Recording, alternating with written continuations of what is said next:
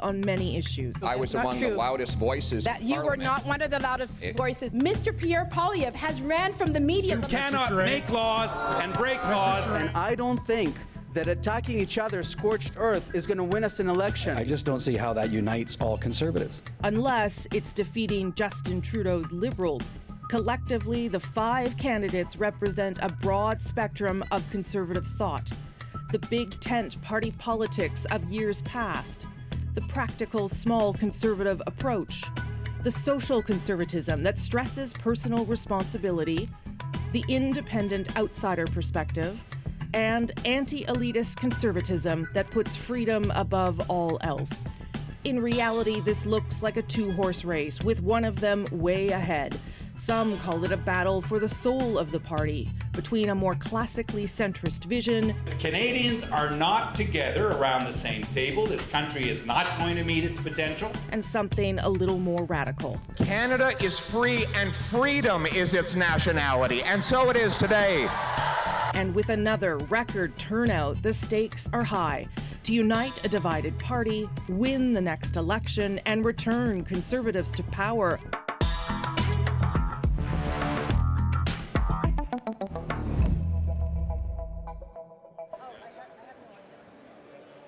You're looking live there at the floor of the Shaw Centre here in downtown Ottawa, not far from Parliament Hill. People starting to gather as the official program set to begin in just moments. And the new leader of the Conservative Party to be announced in about an hour and a half after more than 7-month campaign with lots of twists and turns, as there always are in these kinds of things. Hello, I'm Rosemary Barton here in the nation's capital, bringing you special coverage of the Conservative Leadership Convention 2012 on CBC News Network, CBC Television, and of course all of our platforms. Many of you, of course, have spent much of the past couple of days mourning the death of Her Majesty, and there was some of that happening in Ottawa today as well, as Cabinet met to declare the King Charles, the new king of this country as well. And there will be moments to recognize the death of Queen Elizabeth tonight. Some of that was, there were some questions around whether this would go ahead as planned, but in fact, they've decided to dial down a little bit some of the celebratory aspects of this convention and take a moment to honor the Queen as well. So there was a lot of sensitivity to how tonight would unfold. Coming up through the evening, we're going to hear from Conservatives, of course, members of Parliament, senators. At Issue will be here. The program's about to begin with a couple of the MCs. We won't start listening to them right away. We'll wait just a couple moments. Vashi Kapelas, of course, the host of Power and Politics, is also here. And Vashi, I may cut you off if things start moving behind me, but you'll tell me how you're feeling about tonight as we watch. Maybe we can go and get some of the pictures that are happening on the floor there. What are you watching for? Well, I'm a political junkie, so I'm feeling pretty excited. As excited as you can be. I will say, like, as you said, I think it is significant that this comes just a few days after the Queen's passing, and you can already feel that in the room, just with the music and the tone. So I actually think it will be interesting to see to what degree that impacts the things that we hear tonight and the way that it's delivered, because it already has had kind of almost a bigger impact than I maybe would have anticipated. Like we have been speaking about so far, the thing I'm watching for is how big of a win Pierre Poilievre secures. I hope I think I'm not being too grandiose in predicting that, but that's certainly what I am most paying attention to at this point. Now, they are getting people to sit down. They may be doing a moment of silence now for the Queen, so I'm just going to listen in for a moment, or not listen in, as the case may be.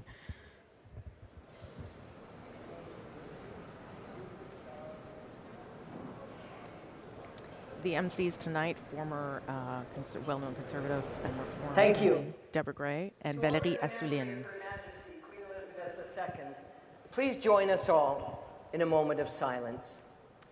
Pour honorer Sa Majesté la Reine Elisabeth II, veuillez vous joindre à nous pour un moment de silence.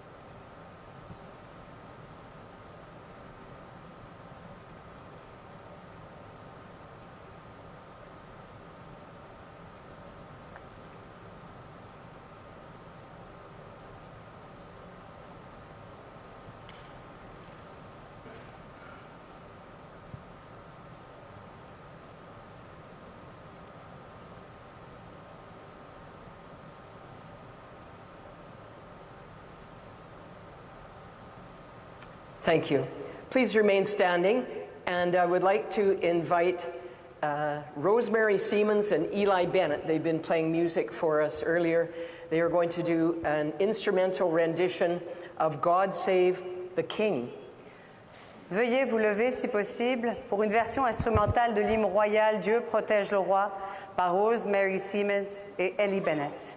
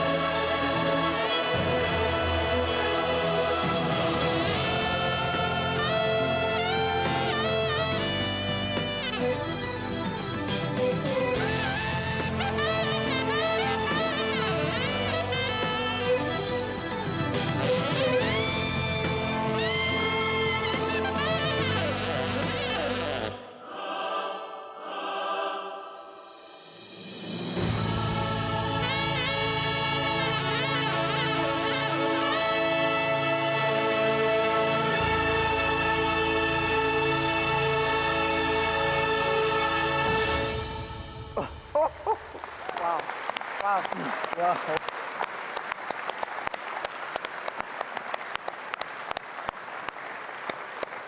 What a royal send-off to Her Majesty. That was fantastic. The Queen was named Queen on February 6, 1952. I was born July 1st, 1952, and so I've been thrilled that we've celebrated all our special anniversaries together. And I was so sad to hear the news, but what a wonderful, wonderful Queen she has been to us. Please remain standing and join our former Member of Parliament and the CPC Leadership Election Organizing Committee that Valerie and I both sat on, a LEOC member, former MP Nellie Shin, for the singing of O Canada. Veuillez rester debout et accueillir Nelly Sheen, députée de 2019 à 2021 et membre du comité organisateur de l'élection du chef pour interpréter notre hymne national.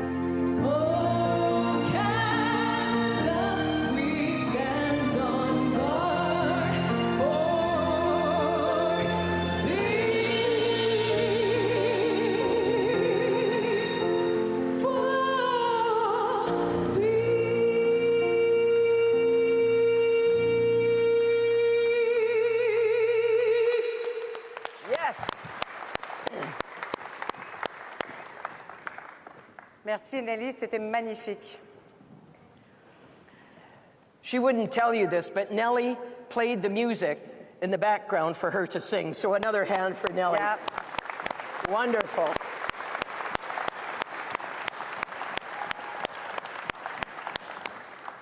Good evening, fellow Conservatives, and good evening, fellow Canadians. Bonjour, chers amis. Good evening, friends. This is a great day, and it's been a busy time. Yes, please be seated. On behalf of our Conservative family, we also offer our heartfelt thoughts and prayers to the victims and their families of last weekend's horrific events. We want to let people of Saskatchewan know that we are thinking about you. Thank you so much. We also wish to acknowledge that we are gathered here in Ottawa, built on unceded Anishinaabe Algonquin territory. Thank you. We're pleased to be joined by our party's Vice President and the Vice Chair of LEOC, Valerie Asselin, my fellow co-chair, and our member.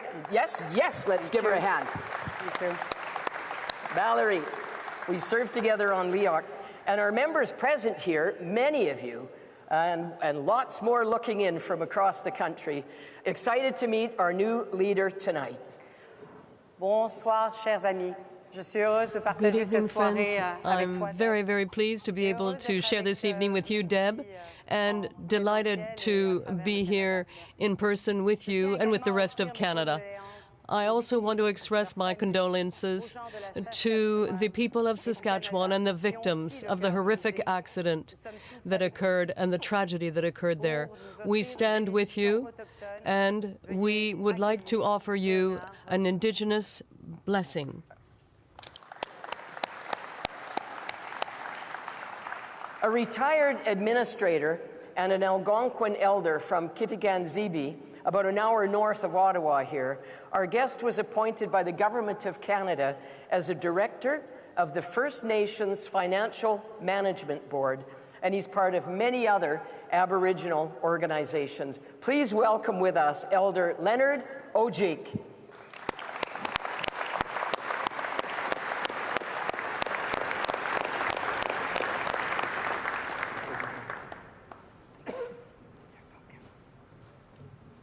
Ladies and gentlemen, Aboriginal people that are in attendance, Kwe, bonjour à tout le monde, mes amis francophones. Good evening to all my Francophone friends. Already being introduced, it's an honor for me because I'm a proud Canadian Aboriginal person. It's an honor for me to be the first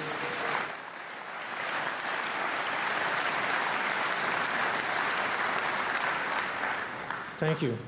It's an honor for me to be the first to be asked by the party, Conservative Party of Canada, to come and welcome you to the Aboriginal Algonquin traditional unceded territories. This land that we are on, this specific land, is like the Algonquin capital to us. My ancestors would come down from the trap lines in early spring from all over our land and come and meet at this very spot. We had two very important things to get done. One was the fertile ground to grow our crops that we needed to survive the harsh winters ahead. But more important, we held government, as you hold government. We dealt with, a lot of people ask, well, what did your government deal with? You were Aboriginal savages. We dealt with trade negotiations, elections, justice, environment. Our trap lines had to be well taken care of, because if we didn't take care of the environment, we would not survive. I could talk on and on, but I'm sort of limited on time, and I really appreciate being offered the time to be with you. It's a truly honor for me, and I hope that we continue in the future to include Aboriginal people to participate in your gatherings. With that, I pray. I pray for the simple things in life: water, the air that we breathe, we take for granted. I also pray and thank the Creator for Aboriginal and non-Aboriginal people that we are able and given the pleasure and the privilege to live in the greatest country in the world.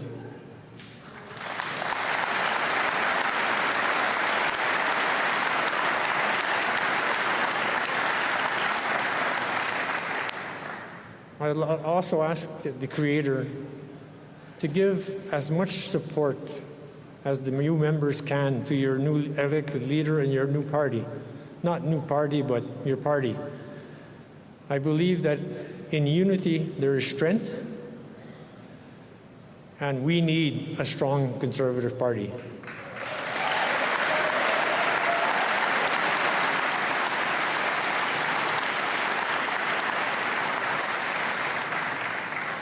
Juste une couple de mots vite fait pour la population francophone. Just a couple of words for our Francophone friends. I won't repeat everything I've already said, but I do believe that we are lucky to live in the greatest country in the world, and that it is really a privilege that we cannot take for granted. So thank you.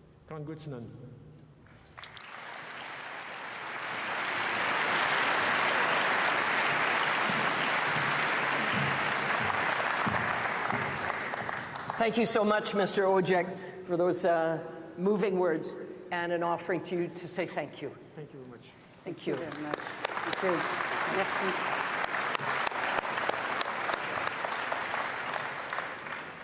Well, our next speaker is known to Conservatives right across Canada. She's a former Minister of Health and the Environment, Member of Parliament for Nunavut. You know who that is.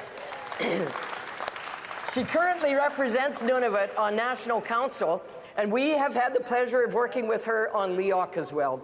Please join me in welcoming the Honourable Leona Aglukak, our friend and colleague.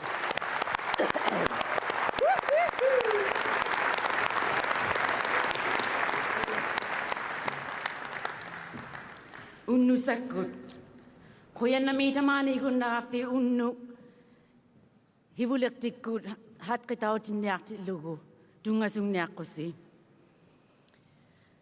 Her late Majesty, Queen Elizabeth II, Queen of Canada, has passed. We wish to pay homage to her devoted dedication and service throughout her life to the people of Canada, the United Kingdom, the Commonwealth, and the rest of the world. Her late Majesty leaves behind an incredible legacy which will stand the test of time, as well our late Majesty's comforting words in difficult moments throughout the history of her reign. The Queen's clear love and affection for the women and men of Canadian Armed Forces was obvious during her numerous visits to Canada, including 4 times to the Canadian Arctic. Along with her patronage of so many military, civic, and charitable organizations across our great country, which her late Majesty considered her second home. Simply put, her late Majesty loved Canada, and Canadians loved her back. Although the Queen stood above politics, her late Majesty supported the democratic process throughout her life. She and her representatives opened parliaments and provincial legislatures. Together, she and her representatives gave royal assents to our legislation. Her advice and her wisdom was sought by many prime ministers. Given her late Majesty's steadfast support for democracy everywhere, we are confident that, in that spirit, we can proceed with our announcement tonight.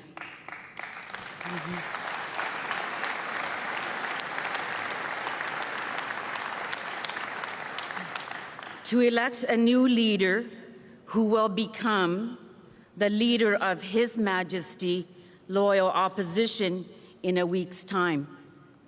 When Parliament reconvenes to recognize her late Majesty's passing and her succession according to law. We pledge to continue to support her late Majesty and her family in this period of mourning and offer our most sincere condolences to her family and loved ones. May she rest in peace.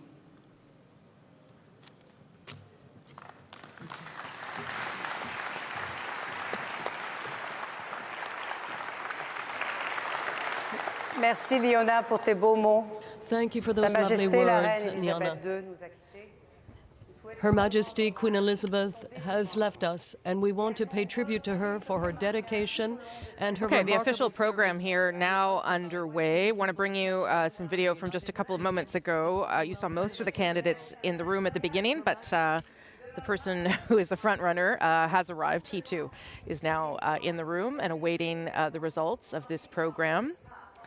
There he is with his wife, Pierre Poilievre. So all the candidates are now in the room as they watch events unfold. The next thing that will happen is a tribute to Aaron O'Toole, a video from Aaron O'Toole, and a tribute to Aaron O'Toole, of course, as the last Conservative leader. We'll also hear a tribute from Candace Bergen, the interim Conservative leader, and we'll bring you those events live too.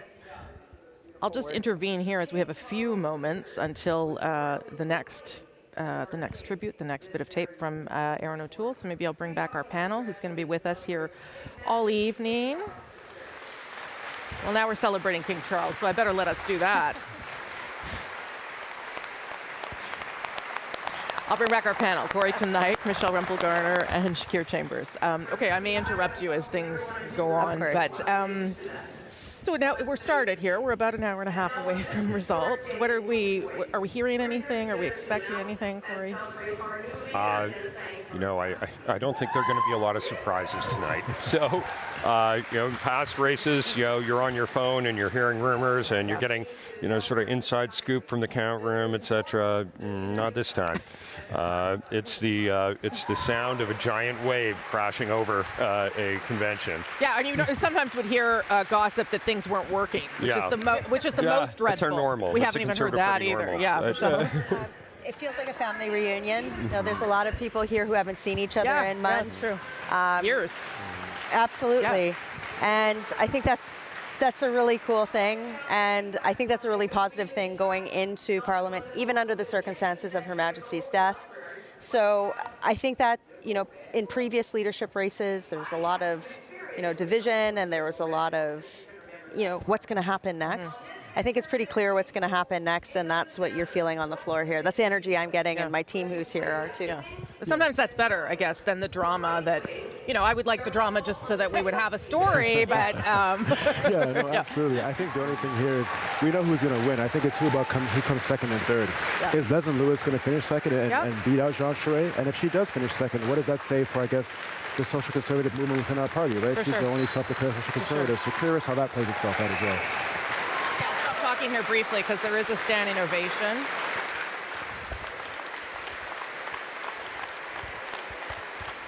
I'm not sure who for. I said we have one only opponent, and you know who it is. It's the unholy alliance of Justin Trudeau and Jagmeet Singh. Maybe it was a standing ovation for that. I don't know.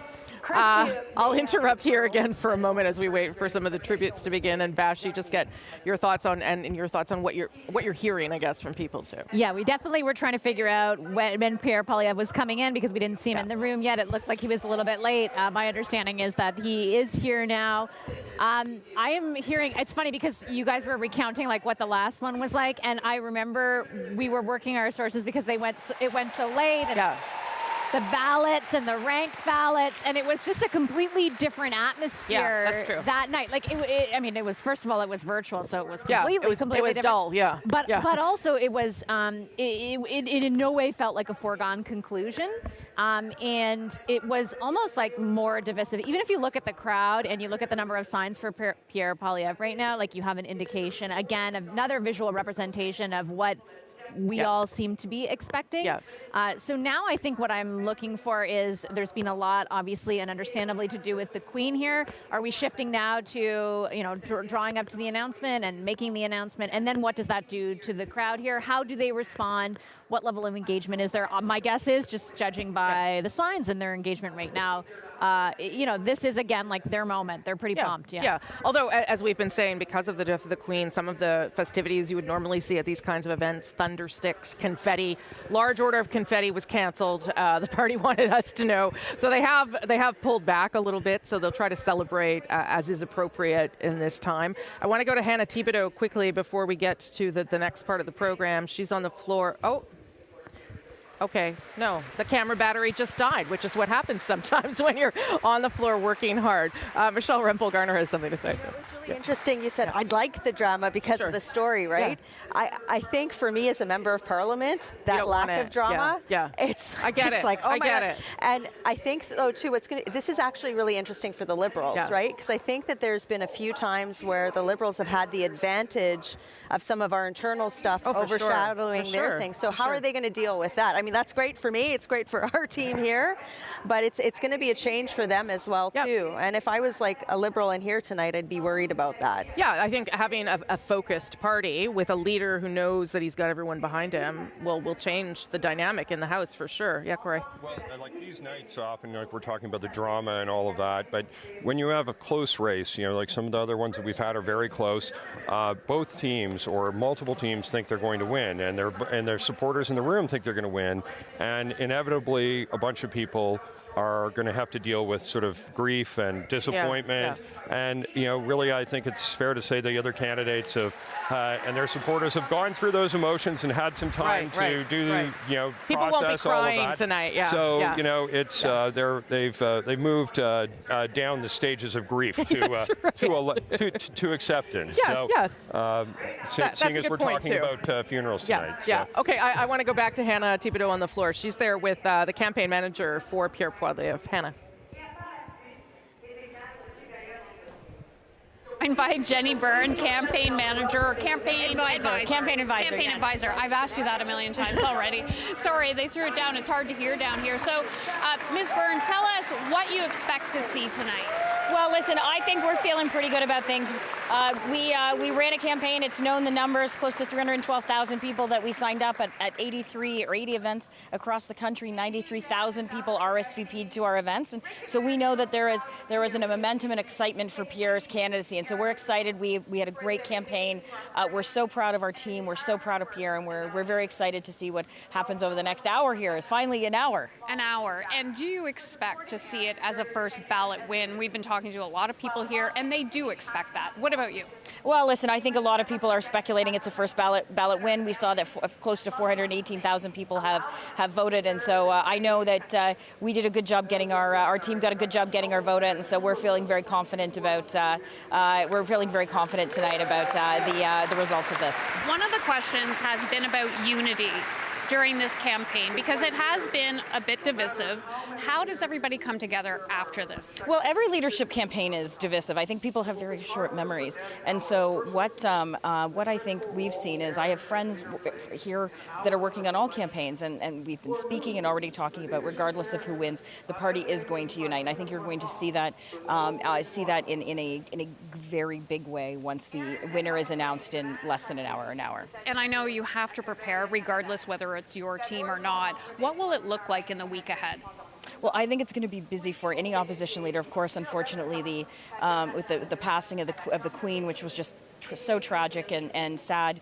As a monarchist, I felt the sadness that other people, we had a tribute for her here. So I think it's going to just change things. We've heard that the Parliament's going to be called back on Thursday and Friday for emergency sitting in terms of affirming the sovereign and in terms of affirming King Charles. And of course, there's the funeral for the Queen on September the 19th. So I think the expected return to Parliament will probably be postponed simply because I believe it'll probably be a day of mourning on the Monday that we were expecting to have the full day of Parliament in question period. So I don't think we'll see that. And then would you expect, if Mr. Poilievre wins tonight, to attend that funeral as well? Well, that would of course be up to the government to whether they pass an invitation on to the Leader of the Opposition. And what's the feeling of Mr. Poilievre behind the scenes? I was just up there taking a look at him, his wife, his family. What's he feeling like? No, I think he's excited. I think it's exciting. It's been an exhausting 7 months, I'm sure, for him and his family. He's been away from Anna and their two kids for a lot of the last 6 months. So I'm sure that he and all the other leadership candidates are feeling very excited about what the next step is. But ultimately, at the end of the day, Justin Trudeau is who everyone in this room is going to be focusing their attention on, and the fact that people are paying 11% more for apples and 16% more to buy a loaf of bread. That's where Canadians what Canadians are thinking about. And I think that whoever wins, and I of course hope it's Pierre. I think it's going to be Pierre. That is what their focus is going to be starting right at 8 p.m. tonight. So it's going to be a busy week looking ahead right into tomorrow. And then we're also expecting, whoever does win tonight, a caucus on Monday. That is what the expectation. Scott Reid, the caucus chair, put out a notice last week to all of caucus. And so I think that's an expectation as well. And then at that first caucus meeting, what really happens there too?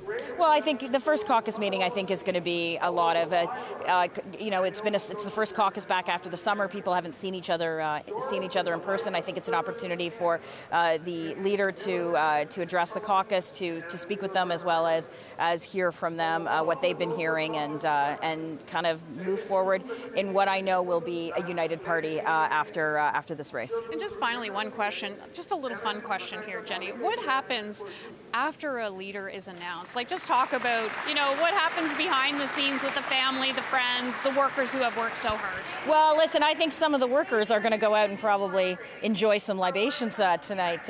I think probably with Pierre and his family that they will.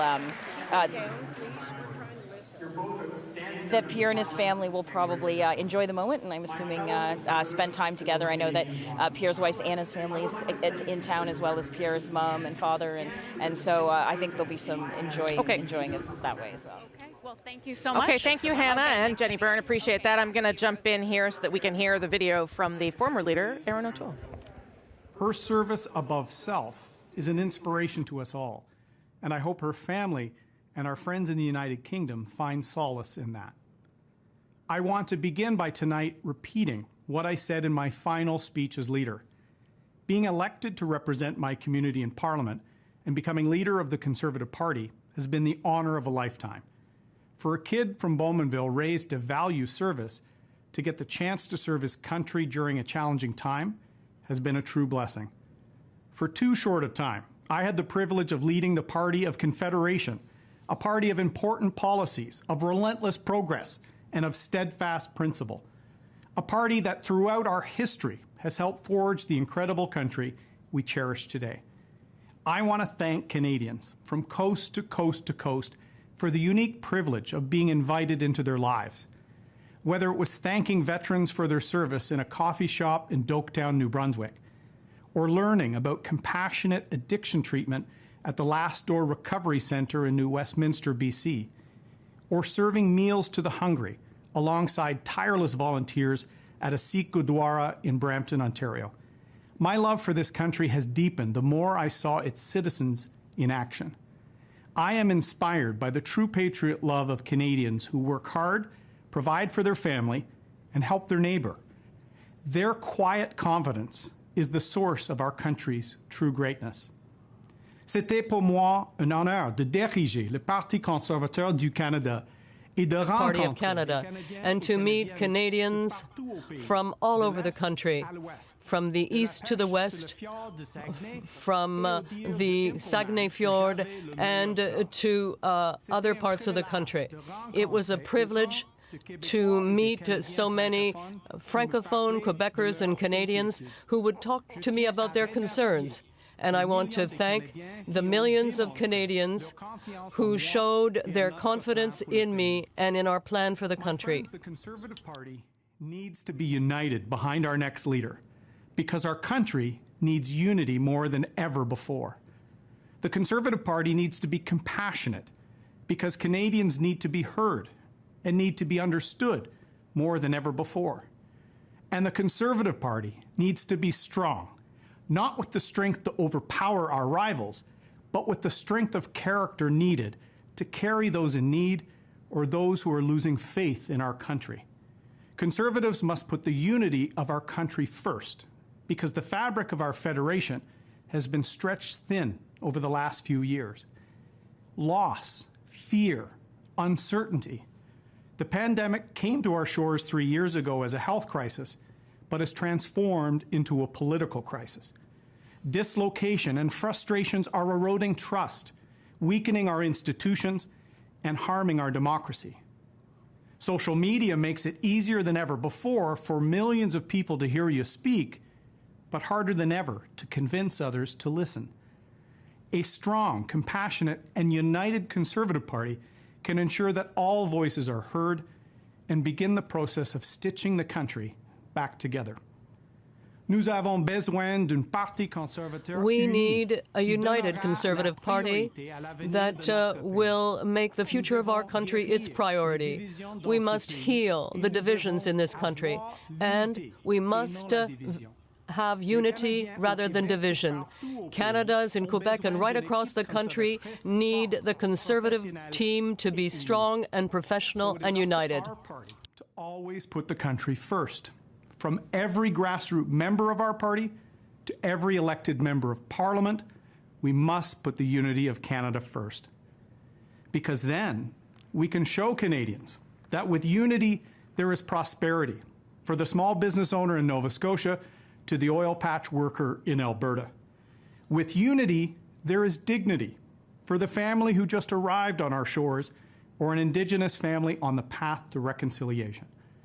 With unity, there is also hope for the nurse returning to the hospital front lines or for the recent graduate heading out into the workforce. And we can show Canadians that with unity, there is greatness, from the brave exploits of those in uniform to the unsung heroism of the local food bank volunteer. We are a great country, and we should never be scared to shout that from the rooftops.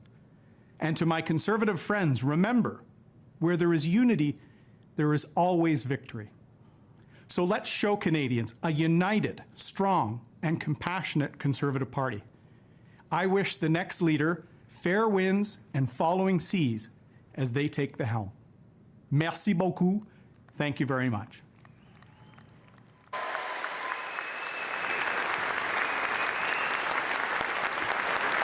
Okay, and that was the farewell speech by Aaron O'Toole that he chose to do by video, I believe because he had a prior commitment. But also maybe that's just the way he wanted to do things. I would say a very different tone than what we heard from Mr. O'Toole as he was fighting to keep his job when he told caucus that they had to choose between two different paths. Now he too calling for unity, as we have heard from other people here tonight. That is how the party hopes that this will end, that not only will they have a new leader, but that they will come out united in their bid to try and bring down Justin Trudeau and his Liberal government. I believe, speaking of Liberals, David Cochrane is on the floor with a Liberal cabinet minister, because that's what happens at these things. Other members of parties come to observe and comment, and so that's what we have here on the floor right now, David. Yeah, that's right, Rosie. I'm here with Liberal Intergovernmental Affairs Minister Dominic LeBlanc, who, as you say, is here as an observer, where we've got one hell of a political scoop on our hands because he's joined another party. But Minister LeBlanc, what do you expect to see here tonight? Well, obviously, David, this is an important moment in the democracy of our country. The Conservative Party is going to elect the next leader of the opposition. So I'm here to participate as an observer, but also to draw attention to some of the reckless and irresponsible ideas that the Conservative leadership candidates have been advancing. And I think to say to Canadians that some of the simplistic economic solutions that have been offered by a number of candidates, some of the, from our perspective, and I think from the vast majority of Canadians' perspective, some of the ideas that won't make the economy work for the greatest number of Canadians are things that we should be concerned about. And I'm looking forward to hearing those ideas tonight. And we're obviously looking forward to meeting the new leader in Parliament. Right, so you're primarily talking about Pierre Poilievre there, right? I mean, his criticism of the Bank of Canada, the way he's talked about cryptocurrency and these things, but Mr. Poilievre, who is perceived to be the front runner and the likely winner here tonight, he's been tapping into an anger and a frustration that's out there with the cost of living crisis your government is dealing with, the inability to deliver on some services over the past little while, from passports to airports to immigration. I mean, how do you counter that? I mean, I know you got lots of criticism for them, but they have a pretty big amount of criticism for you. And look, we accept, David, we've accepted that Canadians are understandably frustrated by some of those service challenges. There have been improvements. We have more work to do. Our government's been working on those issues. We've had a lot to say, and we've done a lot in terms of the affordability issues. Mr. Poilievre, who you mentioned, for example, called the child care agreements a slush fund. We think that's been very valuable for millions of Canadians and helping them with the cost of child care. That's just one example of things that our government is prepared to do, and we're continued to do the work necessary. And in fact, we'll have more to say on issues around affordability and inflation. But we don't offer, as you said, simplistic solutions to, as a way to avoid inflation, you invest in Bitcoin or cryptocurrencies. Imagine if Canadians had taken that economic advice from somebody tonight, Mr. Poilievre, who wants to lead the Conservative Party. When you look at Mr. Poilievre, though, and the way he's done this campaign, he's had massive crowds, a lot of people at dozens of events across the country, and he has tapped into a frustration and an anger that's out there that, you know, right here at this spot, the convoy had this surrounded for weeks in the earlier part of the year. I mean, how do you deal with this as a Liberal government right now, that there is a sentiment of anger and frustration with the status quo and with the government that he is so clearly tapping into? Well, you mentioned the convoy, David, and a number of the leadership candidates have publicly disagreed, for example, with the reckless support of Mr. Poilievre for what had been an illegal occupation of Ottawa. In fact, not a few 100 meters from where we are right now. So if you want to make laws and vote on laws as a leader of a political party or the leader of the opposition in the House of Commons, you have to start by respecting and following the laws. those are the words of some of the people opposing Mr. Poilievre and this leadership. So we understand that Canadians are frustrated. COVID has been very difficult for millions of people. Our government is very focused on doing what we have to do to support Canadians, to get Canadians through the economic recovery, but also to ensure that we have an economy that works for all Canadians and not a narrow group of few. All right, I've got to send it back to Rosie, but before I let you go, do you have a prediction for what we're going to see tonight? I think we should all remain stuck to the CBC network, David, and we'll see you in a few short moments. I'm going to get killed on Twitter for that. All right, Rosie, back to you, Dominic LeBlanc. And that's why Dominic LeBlanc is at this convention, because he knows how to answer those very political questions. As we said, normal that other parties would be here to observe events and make comments and criticisms. But David asked some pointed questions there from the government to the government about what exactly they are going to do, if anything more, around issues of inflation and affordability. We had expected, in fact, the government to make a couple of announcements last week at their cabinet retreat because of the death of the Queen. Some of that was pushed off, but some of that may well happen in the coming week at a caucus retreat. So something to watch for. But we certainly know that that is also one of the government's weaknesses right now. Polling at least suggests that that attack on inflation and the economy is having an impact on Justin Trudeau and the Liberals and is damaging them to some extent. Let's listen in a little bit here, maybe. This is the president, the National Council president, Rob Batherson. Let's just see what he's saying before I bring in the panel and Vashi again. The democratic process. Tonight, we are doing our part to support Canada's constitutional monarchy, the institutions of Parliament, and the democratic process.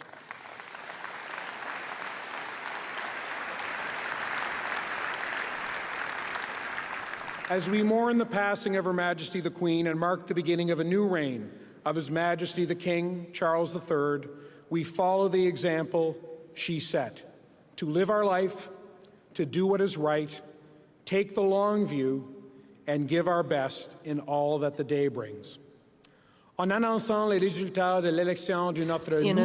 the results. Right, that's Rob Batherson, just paying tribute to the Queen as well. We are at this stage about 40 minutes or so away from the first ballot results. So let me bring back the panel and Vashi to get some more perspective as we wait for things there.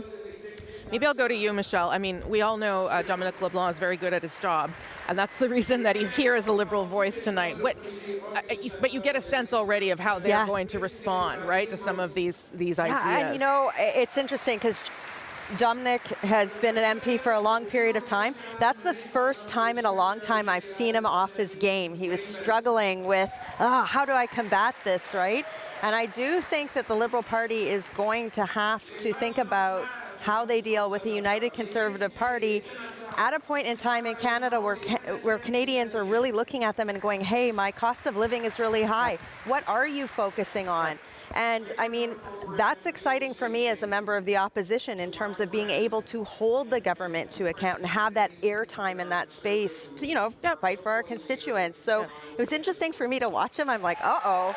And I think our first question period back is going to be very interesting too. Yeah, I mean, the House, as you heard Jenny Byrne there say, was supposed to reconvene on the 19th. That is now the funeral for Queen Elizabeth, so that'll be pushed back. But there's talk now that the House may be back this coming Thursday to do tributes to the Queen. So we'll see if that unfolds.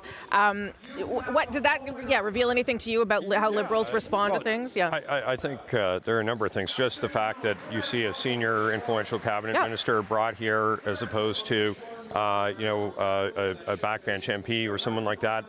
That's meaningful in and of itself. Sure. LeBlanc is, I think, by nature not a highly partisan person. Our experience with him, working with the province of Ontario, for instance, he takes a very different tone than that. Yeah. So I don't think that's Minister LeBlanc channeling anything other than what are the lines of attack to expect from the Liberal Party going forward, focusing on the Bitcoin stuff. I think a big miss in terms of talking about childcare subsidies. This is an issue that, while it's important for some people, it's really, less than 3% of the public, voting public, that is affected by that in any way, shape, or form. If that's your solution to inflation and high interest rates, you're leaving 97% of the public out of it.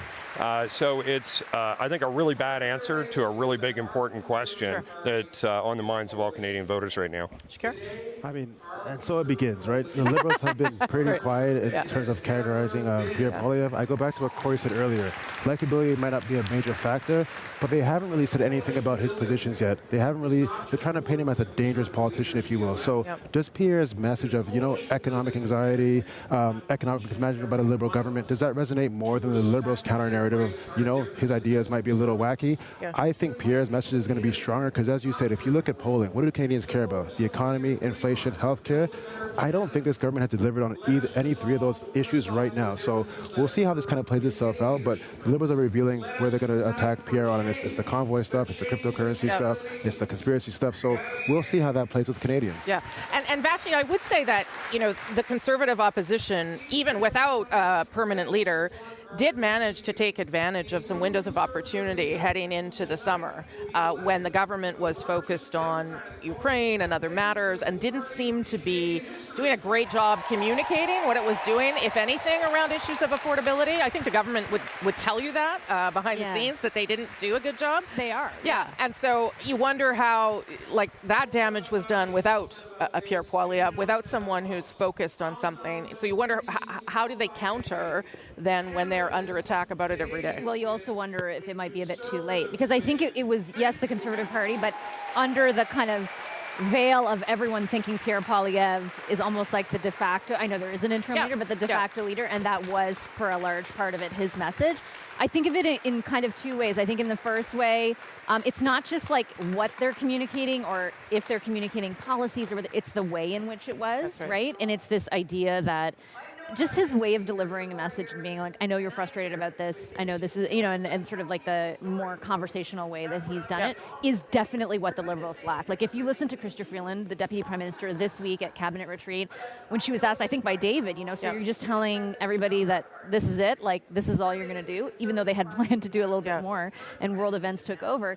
It just, it was not delivered in the same way. And I think that that stylistic, but significant stylistic difference is one that the Liberals are really going to have trouble managing going forward.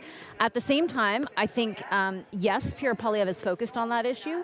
He has not presented a whole suite of very specific policies, though, yet. Yeah. And so maybe there is more scrutiny for that ahead. And it has also allowed him to navigate it politically, I think, pretty successfully. And that may be a change going ahead. But the fact is, the focus is still on the Liberals. What are you going to do? How are you going to help this? And that question of whether it's too late. I mean, inflation has maybe peaked in some ways, but people have already been living with it for this entire year, and even last year they've already been living with these pressures and affordability issues and feeling like the cost of living is skyrocketing and not going to stop.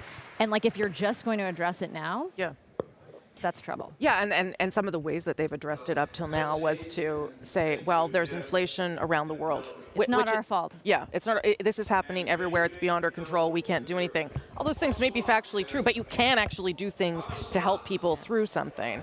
So you're right. That's going to be problematic. Yeah, Michelle. Saying that inflation is happening around the world to a lot of people in Canada is the same as saying inflation's not a problem, right? And I think that where Mr. Poilievre has resonated with the public is by being so focused on this issue that really cuts across demographics, across political lines. It's giving people a voice, and I think that's where, further to what Vashti was saying, the Liberals have failed, is they have not talked about this. They have not said this is a concern, or sort of dismissed, well, we've dealt with that with these other programs that don't really, they don't solve the problem, right? And that, again, is where I think all of Parliament needs to be focused on. And now we have a unified party, we have a new leader, and they are not going to have a new leader. Yeah, you got another half hour at least. Spoiler alert, right? But soon, right? The Liberals are no longer, this is so important, going to be able to rely on days of media leaks out of our caucus to detract from their lack of messages. Dominic's going to have to go back to his QP line writer and be like, hey, I need some meat in here. It's not good. Well, I think it's even worse, though, isn't it, Michelle? Like, it's not only are they off topic for what's important to Canadians, but some of the actions that they're taking are arguably in the minds of many economists making it worse. Like, a portion of the inflation we're facing is because of a massive overspend in pandemic measures, disproportionate to what many other countries did. Well, some people would disagree with you, I would say, on that, just to push some back, might, but right? I think people like Larry Summers, who was Obama's chief economic advisor, have said that the overspending in the pandemic is probably 3.5 points of the inflation that we're facing right now. So they've been part of the problem. I think our carbon tax, which was ill-advised since its conception, has been inflationary. Some other measures that they've taken are pushing up the cost of food, pushing up the cost of energy. It's not only off topic, it is the very ideological approach that this government has had on a range of issues, specifically around the energy sector, have been highly inflationary. And, I think it's worse than just not talking about it. It's what they're doing, I think, objectively, in the minds of many economic analysts, is wrong-headed. But can the next leader of the Conservative Party just get away with criticism? Or does he at some point have to say something other than, let's fire the governor of the Bank of Canada, which isn't going to fix it? Or maybe he doesn't have to propose anything right now. I think one of the things what Ashley said, I think it's the way the Liberals are not showing that they understand these issues they're going to address them. Their answer is usually to shrug their shoulders. Not a lot of empathy, Corey ran Doug Ford's campaign. If you get someone like Doug Ford in a room, you might have views about him, but you know that he cares and he gets your issues. It's the same way Pierre's communicating these issues right now. You just know that he gets the cost of living is a huge issue, and it's a very relatable message. I think the Liberals are just not communicating to Canadians in a way that's relatable, that they understand the pressures that people are feeling, and that's going to be the issue for them. And, the government holding the official opposition to account on this is not the right response, right? No. They have to say this is a problem. Like Dominic didn't even acknowledge this is problematic, and they have to say there's a problem here because there clearly is. There is so many of their programs, and I agree with Corey, that have added to those pressures that it's going to be very easy for us to point that out, and for them to not have compassion and take action on those issues. Those are things that are going to really resonate with Canadians, particularly since the government is long in the tooth. Justin Trudeau has a lot of scandal, a lot of personal baggage, and his personal numbers are down. So it's going to be a very interesting few months if they don't have policy on the books. Yeah, I would say that that's something I'm hearing from Liberals themselves, that they need to do a better job of offering solutions, talking about problems. And so I do think last week was supposed to be the start of that, maybe a delayed response, but it was supposed to happen and it didn't. So it might happen this week. I'm not saying it won't be enough to satisfy all of you, but there'll be something there, Can I ask? Oh, sorry. I was going to say, can I ask you guys a question? Do you think that they're going to be able to pivot on this, like the Liberals, on some of their tone and messaging? No, what should we expect? I think that they're worried it's too late. That's why I think it's a valid question to ask. Because the problem didn't start even when Pierre Poilievre started talking about it, right? The issue of cost of living is one that has been building for months and months and months, and I don't think you can just develop empathy overnight. I do, though, still, I would still say, all the points that you're making, I understand them, Corey, and certainly there are some definite objective criticisms of the government, their spending, the way that might have tackled inflation, but the way that Pierre Poilievre is talking about it is not in this the way you are necessarily. He's saying this is all Justin Trudeau's fault.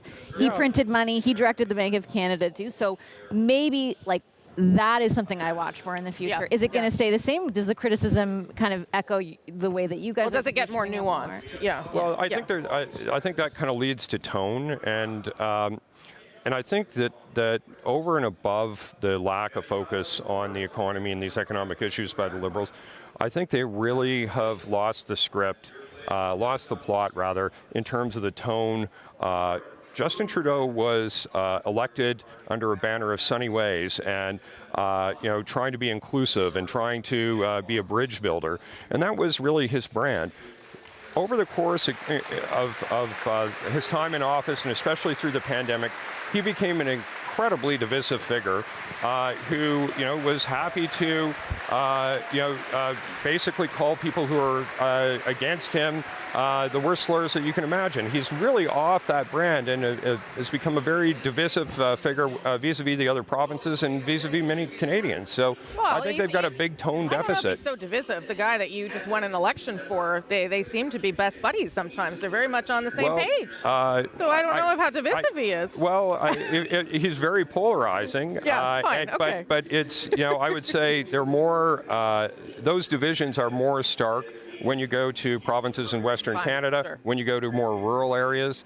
There is a pretty steady stream of demagoguery on certain issues on the part of the government, which is would be different if he were a different kind of politician. But he sold himself as sunny ways and being a bridge builder, and he's become very polarizing. Maybe that just happens when you're in office, but it's also some choices that I think he's made along the way. Shakir, then I'm going to try and get to David before Candice Bergen gives her speech. Has a point. I think the Justin Trudeau of 2015 is a different Justin Trudeau of today, and I think he's going to lose some of the support, especially from the millennial group. But I would also say, I know we're unity, we think Pierre's going to win, but he also comes with a set of problems, and it's going to be about how they manage the attack that's going to come.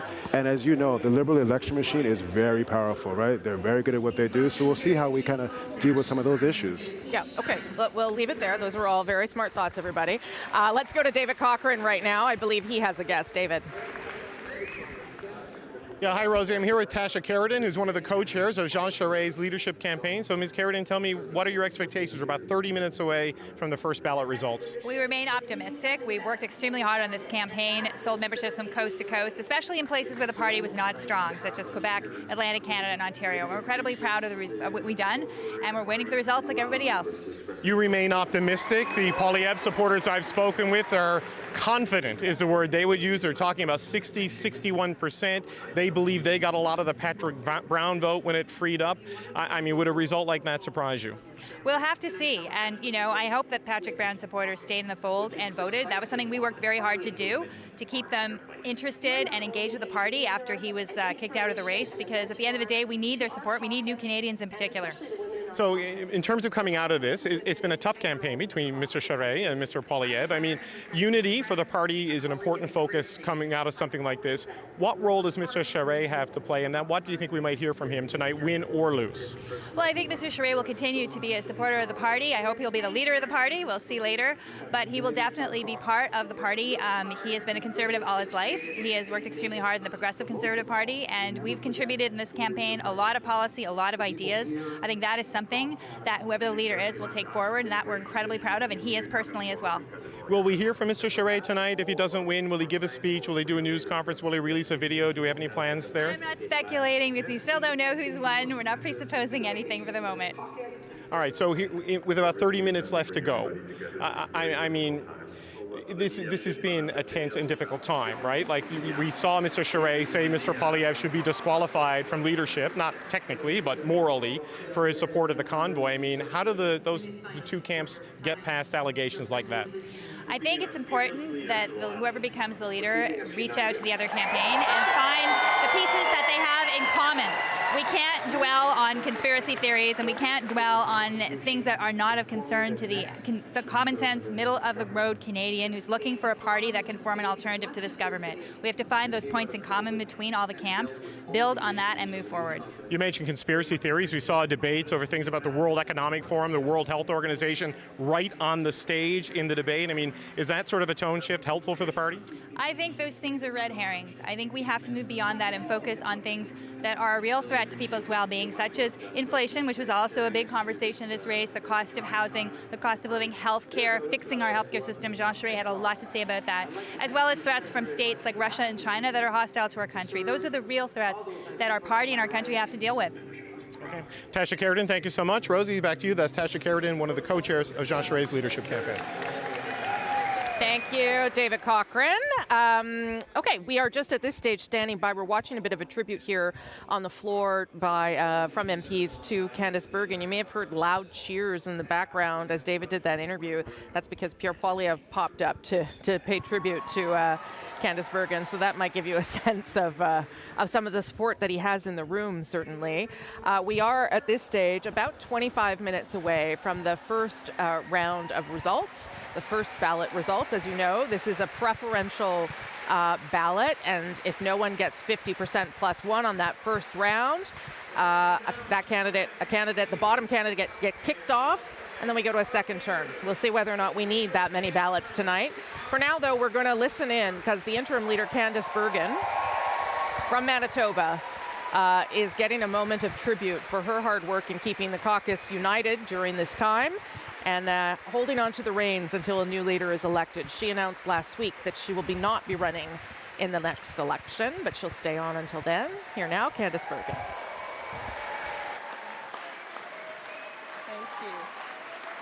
Wow. Thank you very much. So nice. Wow. Thank you so much. I do want to begin by saying how saddened I am at the passing of our beloved Queen, Her Majesty, Queen Elizabeth II. She served with honor. She really was our Queen. And I have no doubt that her place will be as great as that of Queen Victoria in the story of Canada. May we all, friends, may we all strive to emulate the dignity and the grace that she personified throughout. Michael and I are praying and are thinking of the royal family during this time. Long live the King. Wow. Thank you so much, Dawn, for your incredibly kind and generous words and introduction. My heart is truly filled with gratitude. Dawn, you and I have been very good friends for many years as we've worked together in our party. And like many good Conservatives, we did disagree occasionally, but we always respected each other. We've been intensely loyal to our friendship and our cause, and that's what Conservatives do. Sharing many laughs, sharing some tears, many dinners, and late-night talks. And because of that, Dawn, you and Betty are lifelong friends to Michael and I, and we're very grateful for you. And thank you all. I look across this room and I say thank you all. I know so many of you. It's wonderful to see your faces, to see your smiles, to see so many people that I've seen at conventions and campaigning and throughout the country. So thank you very much for your kindness and your welcome. I know I speak for Michael as well when I say thank you for the appreciation we have felt from all of you, not only this evening, but over the last 7 months. Whether in airports or restaurants, out at the mall or at EDA events, through phone calls and emails and even some social media posts, I'm hearing a strong message that our grassroots Conservative memberships, the foundation of our party, you are hopeful. And you are excited about the future, and you are proud to be Conservative.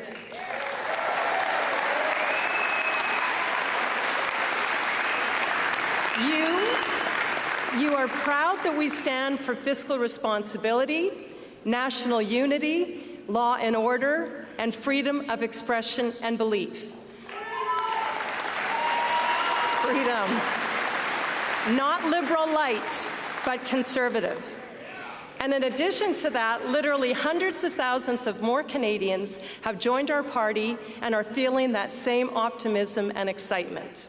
So, thank you for helping confirm to me and our entire Conservative caucus that we were on the right track by being a strong, consistent Conservative voice in all that we have said and all that we have done.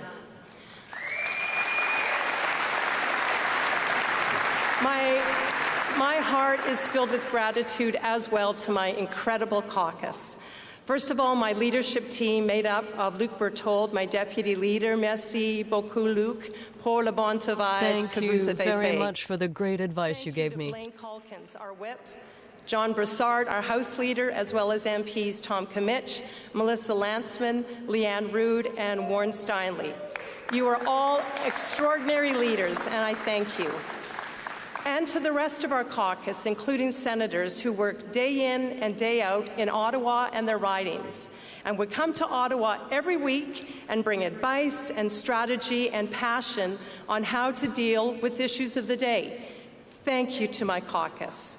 Thank you to our caucus chair, Scott Reid, who has done a fantastic job over the last several months. Ladies and gentlemen, our caucus is made up of so many smart, experienced, wise, and compassionate individuals.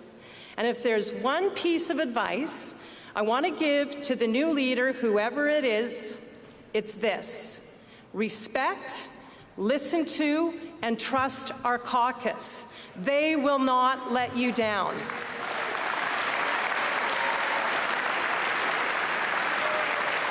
Now, you know, every leader leaves a mark, and that pertains also to those who serve as in the interim capacity, leaders in the interim. And I'm thinking of people like Deb Gray. Give Deb a hand. She's doing a great job emceeing tonight. She opened the doors of Stornoway, using it as a working home and starting the wise practice of meeting frequently there with MPs, supporters, and staff to hear and understand more thoroughly what they had to say. One of Deb's marks was openness and outreach. Or the other one I'm thinking about is Rona Ambrose, my dear friend Rona. Rona took over our party after our party suffered a difficult defeat. She brought hope and optimism to our party. With a broad appeal, Rona attracted people to us, and she lifted women like me into positions of leadership, not as tokens, but because of merit. Rona is a builder who lifts people up. And then there was John Reynolds. Now, rumor has it John finally got the decaying kitchen redone at Stornoway. Nobody wanted to take the political hit, but as urban legend has it, he accidentally put his foot through a rotten floorboard at Stornoway, and when he did, he said, "Enough is enough, I'm going to do it." And he left the official opposition residence with some new floors and a sturdy, durable chopping block kitchen counter built to last. John Reynolds left his mark as a steady and experienced leader. And then there was Dr. Grant Hill. Grant was our first interim leader after Stephen Harper and Peter MacKay led us to unification. Grant's mark was the solid, sober professionalism that was so critically required in the early days of a new party.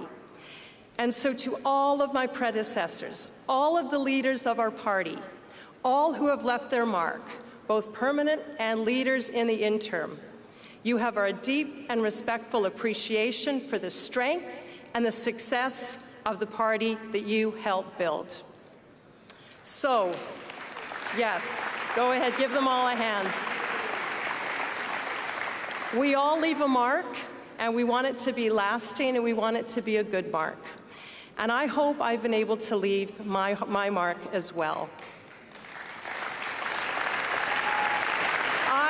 I want to be remembered as a leader who helped bring unity and pride to our Conservative Party.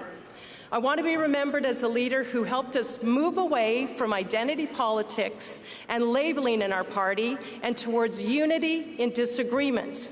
Unity while still holding different views. Unity, not uniformity.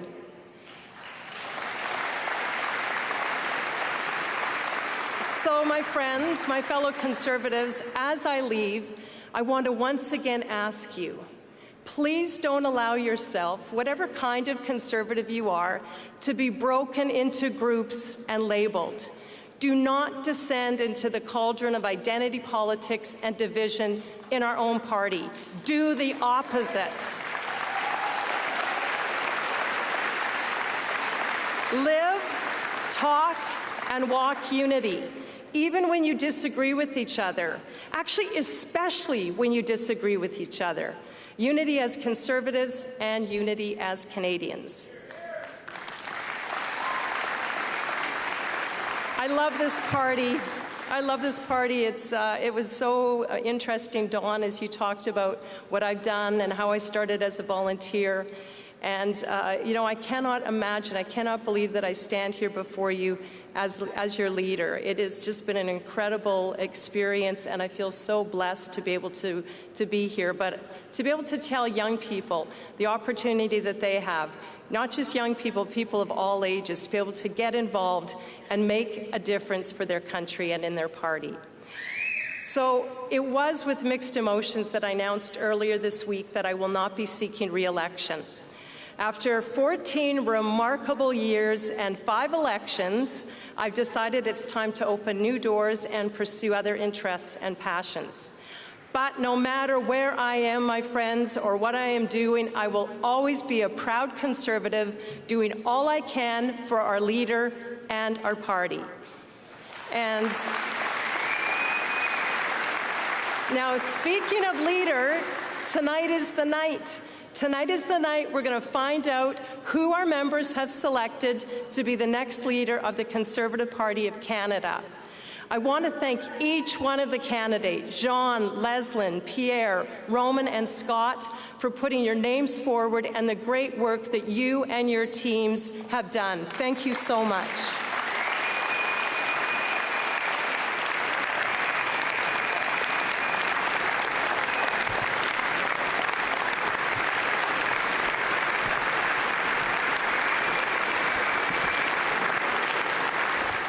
And that is the... That's awesome. I have no not quite doubt done yet. We will We're going to let her support finish. our new leader. We will buttress the new team. We will help them. We will prop them up and advise them. We'll give our new leader the chance to flourish and pave the way for a new federal Conservative government. Now, I have served federally for 14 years, and on one hand, it does seem like a long time, but on the other, it really goes by in a flash. I started as a volunteer, and as I said, I'm leaving from this stage as the person in whom was bestowed the trust of leadership. And so I want to say a special thank you to Manitoba, to my constituents, to my home, to the people of Portage Lisgar. Manitobans are great people. They are resilient, innovative, compassionate, hardworking, and generous. And I want to thank all of those who supported me, not only in the last 7 months, but those who helped bring me to Ottawa in the first place. Over the last several months, a very special thank you goes out to Mr. Wayne Benson, the Executive Director of our party and a fellow Manitoban. Wayne came out of retirement in PEI, and he took on the job of Executive Director at my request during a very difficult time. In fact, it was literally when the Emergencies Act had been called. So in the literal middle of a so-called emergency, Wayne Benson came forward. What a hero he was to me. And with the help of Rob Batherson, Ian Brody, James Dodds, and a host of staff and volunteers, they guided us through this leadership race, and I want to say thank you to each one of you. To my family, my siblings, and especially my children, Lucas, Delaney, and Parker, and your children, thank you for sharing your mom and Grammy, your daughter and sister with the country. And to my husband, Michael, who has been a true partner and companion to me through this entire journey as leader. He has worked with me, he has served, and his love he gave to me, and I could give to you. And I want to thank you so much, my love.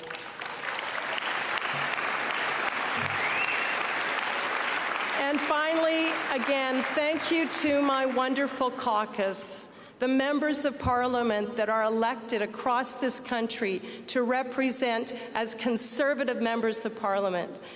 It has been the honor of my political life to have been your leader. From the bottom of my heart, thank you to all of you. What a privilege to serve you. I am grateful. I am blessed. God bless all of you. God bless Canada. And God save the King. Merci beaucoup. Okay, and that's the end of Candace Bergen's speech. She, of course, had been the interim leader after Aaron O'Toole was voted out as leader by his own caucus. And by all accounts, by all the Conservatives I spoke to anyway, they were very happy with her as interim leader and felt that she did a good job bringing everyone together through some difficult moments. She leaves now as interim leader, and as she said there in that speech, doesn't plan to run again in the next election. At Issue is here to sneak in a little bit of time before we are expecting results. They're about 8 minutes delayed, so it'll be sometime just after 7:30 Eastern. Chantal Hébert, Althea Raj, Andrew Coyne. In Toronto, Elamine Abdul-Mahmoud. We'll go to Chantal first because she was delayed over at Radio-Canada. I'll yell at them later. I'm just kidding. I won't. They're our cousins. They're staring at you saying, when is she coming back? I know they are. Yeah, well, I'll just hold you here. It does sound in the room, we've been talking with our Conservative panelists about this, as though everyone sort of knows the outcome, and the messages seem to be from everybody, we need to find a way to move forward together. Is that going to be as easy or as possible as what my Conservative panelists have been suggesting, do you think, Chantal? No. And I don't mean that we're going to see some MPs bolt as we did in one convention when Jean Chrétien became Liberal leader. I don't think that's happening. But on that other set, Alain Reyes, who's been the forefront Quebec MP supporting Jean Charest, twice a Quebec lieutenant, said he expects the speech tonight to, extend a hand to those who lose. But for him, the test is not tonight. It's what happens afterwards. And I swear he looked like he had tears in his eyes. He did say he had wounds to take care of. And when he was asked, are you going to run again? He said, that's a decision I don't have to take tonight. Yeah. So, no, I don't think that the way this campaign is run, the very personal attacks, the social media vendetta against some members on both sides means that there's a lot more bad blood to take care of, and it will take more than one speech to do it. And it's not just, I think the primary place where that has to happen is the Quebec caucus, as we've been talking about, but it's not just there. Ed Fast, for instance, who's a very well-respected BC MP, he too, there'll have to be something to try and bring him back into the fold as well. Chantal and then I was talking with people who are self-identified to progressive conservatives today. Not only here, and they're all saying the same thing. The message we got from this leadership campaign was there's really no room for us within this party. You have to be a Liberal now. Well, you have to be an orphan. Yeah, Andrew? Yeah, so the traditional advice would be, well, then if you're Pierre Poilievre, you've got to reach out to them. I don't think that's his style. No. And I'm not sure he feels he needs to, because he will have won a fairly large victory, it looks like, tonight. But we'll see. It'll be interesting to see if he can change his spots in that particular regard. But it's not his style. He did not, I know at the beginning he said he's running for Prime Minister, but that was not a campaign for Prime Minister you saw. That was a campaign for grievance monger in chief. He's very effective at it. He's very good at it. Well, that's a good way to be leader of the official opposition. It's a good way to stay there. Yeah. And that's the thing is, it's not so much the unity in this room or even in the activists, although that's important, but it's at the voting level. I think they're going to have a real trouble reaching out to voters who aren't already in their base, and they're going to have a certain number of conservative voters who are going to have real trouble voting for somebody who was so willing to play footsie with extremists in the course of this campaign. It's going to be troubling to some conservative voters. I'm not saying it's necessarily a large part, but they need every vote they can get if they're going to expand their base at all. Well, except they're also dealing with a Liberal leader who's been around a long time now, who is weakened to some extent on some key issues, the economy being one of them. Maybe he doesn't need to do that. Maybe he wins the next election by default if he wins here tonight. Maybe, but a lot can happen in the next 3 years, 2 years. Yeah. There's no suggestion that really there are troubles with the agreement between the NDP and the Liberals. And so, if that lasts 2 years, 3 years, lots can happen between that time. I think what was really noticeable for me today in that interview that Alain Reyes, that Chantal is talking about, was that he didn't just say, Mr. Poilievre needs to give us something on Monday or reassurances on Monday. He basically let it float that it is an ongoing process. And I can walk out that door at any moment, and I'm ready to. And that it's not just about strategy for me. It is about my own personal principles. Sure. And that is really interesting because that, in a way, is the new sword of Damocles, if you want, hanging over the new Conservative leader's head. It's not quite the same thing as with Erin O'Toole, but it is kind of a shot across the bow that, you know, the rhetoric that we heard during this campaign, that playing tipsies with the extremists, is not something that some people in that caucus, and there may not be that many of them, but some people are deeply uncomfortable with and will be watching to make sure that the leader does not repeat the tone of the leadership race as leader of the official opposition. Chantal, and then I want to get Elamine in, yeah. It doesn't take that many. Suppose that 8 of the Quebec MPs decide to sit as independent together. Remember how Stockwell Day finished with half a dozen Canadian Alliance members, some of them prominent on this stage, Deb Gray leading that charge, went and sat with Joe Clark's Tories. And got him down. So I think his first challenge is not, I don't think there's anything automatic about winning the next election for whoever wins tonight. No. But I think his first challenge is to present a team that Canadians who did not vote Conservative can identify with. And for that, he needs people who didn't support him more than the people who supported him. Elamine, you're sitting in Toronto there, listening and watching things unfold. What do you make of whether or not Pierre Poilievre can do what we've been talking about here? Well, I would say there are two things that are kind of working to his advantage. The first is time. I would say that the acrimony seems like a little bit further distance away right now than Erin O'Toole and Peter MacKay's campaign, for example, was. I think like the last sort of opportunity to remember a really difficult time in this campaign was when Patrick Brown was stepping out of the race. And now we are, months removed from that. And I think the idea that Pierre Poilievre could end up taking over a party, he could reset the clock on that and say, this is now my party. You're welcome to get on board or not. And then the other thing is that he did seem to at least engage people who were not, at least according to his campaign, who were not, politically engaged before, or they're not politically engaged with the Conservative Party before. He's making direct appeals, for example, to immigrants. Andrew, that point that Elamine makes, that at least he has time. That he has time to convince these people. He has time to convince Canadians. That he has time to try and broaden the tent. He probably has. Probably. Right. It's probably not this fall an election, but he probably has. I mean, look, they've been running this experiment now, election after election, of is it enough just to wind up and gin up your base and motivate them, or do you have to expand the base? So in 2019, they mostly focused on ginning up the base, and they fell short because the vote wasn't very well distributed. In 2021, they were actually coming close in the first part of the campaign. People forget this. It was working to broaden the base strategy.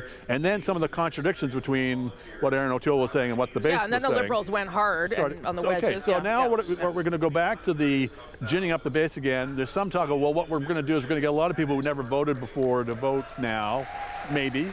But I think they're still stuck with this problem that Pierre Poilievre is going to win them 80% majorities across the West. Is he going to win in suburban Toronto? Is he going to win in Quebec? Is he going to win among women? Is he going to win among these groups of voters that they have not been able to appeal to? I think that's a real question. I mean, but to your point, they've been trying that tactic, and they have been chipping away at the Liberals, with popular vote and seat count. That has happened over the past 2 elections. I don't know if that's enough, though. Well, I mean, it hasn't so far been enough. Yeah.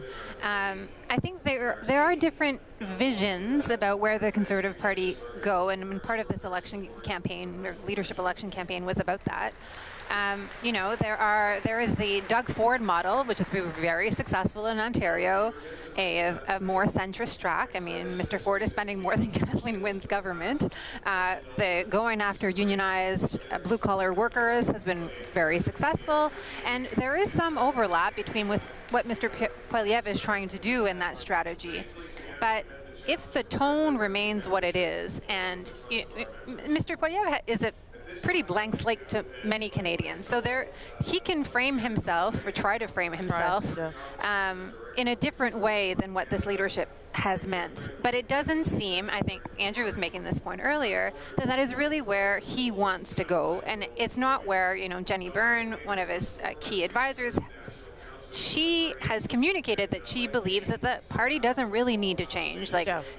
if they go after a little bit of people who voted for the PPC and they do not let that vote go back to the PPC, that they don't, they don't need to win by huge majorities. They just need to win by like one extra vote in the ridings. And so they don't need to change everything. They don't need to sacrifice who they are or who they think they are in order to court those votes. So that's going to be an interesting, something interesting to watch. I think in the meantime, what's going to be interesting is how Mr. Poilievre also surrounds himself. Yeah. And if you have people like Jenny Burns and that staff, then that is also a message to caucus, because that is the first challenge. It's fun because you're all here, so I can see you signaling that you want to talk, except for Elamine. I'll come back to you, Elamine. And Vashi, I haven't forgotten about you. I'm going to make you talk in a minute too. Chantal, then Andrew, then Elamine. And that reasoning that Althea is putting forward on behalf of the Poilievre Brain Trust has one major flaw, and it presumes that everyone who voted for Aaron O'Toole would be comfortable voting for Pierre Poilievre. Right. Yeah. I would argue that on the basis of broadening the tent, yes, they've made progress in 2021. Yeah. Aaron O'Toole was a much more user-friendly choice. Well, that's why I got him into trouble. This assumption that if you voted for the Conservatives in 2021, you will do so again, and so you can only add a few more, I think that's a flawed reasoning. What we should say on the other side of the ledger is he is an extremely good communicator. Yep. We've been seeing this in recent weeks, in particular on giving a bread and butter economic message. Mm-hmm. So if you want it'll depend on what policies he rolls out, but certainly in terms of attacking the government on inflation and the cost of living, et cetera, he's extremely good at that. He's extremely good at explaining economic concepts in a way that people can understand. He's certainly given it a kind of a populist oomph to it, for want of a better word, that I've not seen in previous Conservative leaders. So that's a more hopeful sign from the party in that kind of messaging. Yeah. Elamine, what do you think about his ability to do some of those things, broaden the base? Well, I would say he's been able to do that, sort of be a good communicator at a time when the Liberals have kind of fallen behind. Like the Liberals sort of came into power with these Sunny Ways kind of approach to politics at a promise of much more empathy. And then over the last year or so, all we've been hearing from the Liberals when they talk about inflation has been sort of this really intense focus on, it's happening all across the globe. It's not just a Canada problem. And I think the problem with that is that it doesn't come across as necessarily empathetic. And I think on this particular topic, Pierre Poilievre has been very effective at kind of getting to the heart of the issue, or at least how the issue feels for ordinary Canadians, and I think that will serve him well. Yeah. But I mean, I think that all those things are true, except eventually inflation, well, I hope, will go away. And I mean, and if inflation goes away and we're heading toward an election, then are you just hoping that you've damaged the government enough on those economic issues? Or is there a new, you know what I mean? Like some of these issues that he's taken on are transitory, whether it be vaccine mandates or inflation or what have you. Yeah, assuming we don't get into a recession. Yes, yeah. As part of the fight against inflation. So we don't know how long that's, I take your point that it may not be as salient 2-3 years from now as it is now. But something else will, presumably. But the economic message is not going to be dated, right? Like he's talking to people young people who don't have a home, who are living in their parents' basements and are having trouble bringing girls home. And he's talking to people who are new immigrants who don't have their foreign credentials recognized, so they can't work in their field. He's talking to people who want to hear the system is stacked against you and I have a better answer for you. And that message is still going to resonate in a year from now or in 2 years from now. Chantal. But the fact is, we don't have a clue what the environment of the next election will be. For all we know, we could be in a unity crisis where his proximity to some of the Conservative politicians in Alberta become an issue for voters in Ontario. We just don't know, and we have demonstrated time and again that we are not good at predicting. No, we're not. But the other question is, will he be able to get people to listen to him, or has he given the Liberals so much fodder to define him as an extremist? If they could do that to Aaron O'Toole, of course the eternal Liberal strategy is to try to frighten NDP voters into the Liberal corral by saying the Conservatives are so scary. Well, so the strategy for Conservatives should not be to validate that, and he's been doing that until now. Yeah. Okay, at issue, thank you. You all have names as well, Chantal, Andrew, Althea, and Elamine. We'll talk again. We're just going to stand by here. This is when results were supposed to come down. They were a little bit delayed. And they are just explaining the process, which we explained to you a little bit earlier. We might have time to do that again. I'm going to quickly go now, though, to David Cochrane. He's on the floor with a Conservative MP. David. That's right, Rosie. I'm here with Melissa Lansman, who's one of the supporters of Pierre Poilievre. We're minutes away from knowing what the results are on the first ballot. Everyone from your camp thinks it's going to be a decisive first ballot victory. What's your sense of where we are? Look, I certainly hope that it's going to be a decisive victory for the sake of the party, for the sake of the country, and certainly on a leadership campaign that has gotten thousands and upon thousands of people to join the party, to come out to a rally, and to talk about the issues that matter to them. You say you hope it's decisive for the sake of the party. If you look at the last couple of leadership races, if they didn't win on the first ballot, they weren't given a lot of leash if they didn't win the next election, and it led to some infighting and turfing. So how important would it be for Pierre Poilievre to get that sort of clear sign of support on the first ballot? I think it's always important for for a leadership election to be conducted in the way that it has. These guys have done incredible work with thousands of ballots that have come in. Family fights are hard, and they're always hard. And the truth is that this party's gone through a number of leadership. We've always come together at the end, and I don't think this time's going to be any different, judging by the feeling here in this room. Should Mr. Poilievre win, I mean, what do you think he would need to do to bring people back together? There were some tense moments between him and Mr. Charest in the debates, some tough words were said. I mean, what would he need to do you think, should he win, to help put Humpty Dumpty back together again in a way? Yeah, look, I think this has happened throughout leaderships. I think the difference is that you see it right there live on social media in a way that you haven't before. But again, leadership, this is no different, other than this is the biggest leadership in our party. This is the most amount of members that have joined, and I hope tonight is going to be a decisive victory for him and for the rest of our caucus. You're a GTA MP. I mean, if you're going to form government, you need more of you. You need more people in that area. So what does Pierre Poilievre or Jean Charest or whoever, what do you need to do to finally get in there? Look, we've seen record numbers of people show up to his events, show up, buy memberships, vote. We haven't had this much excitement in the GTA since I worked in the GTA on campaigns back in 2008 and 11. So there's something happening here. So stay tuned. Okay. All right. Melissa Lansman, thanks so much. Rosie, back to you. Okay, thanks for that, David. And Melissa Lansman, a Toronto Conservative MP. We are just moments away from the results. Let's listen live on the floor.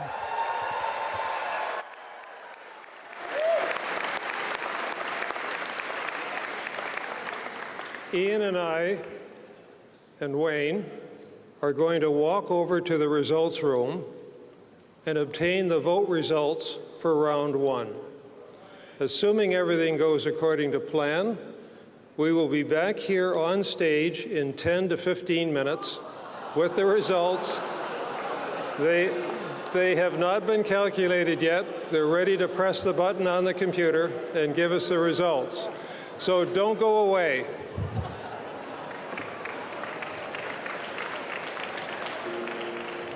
Okay, I thought maybe they were teasing us, but they've left the stage, so I guess they weren't.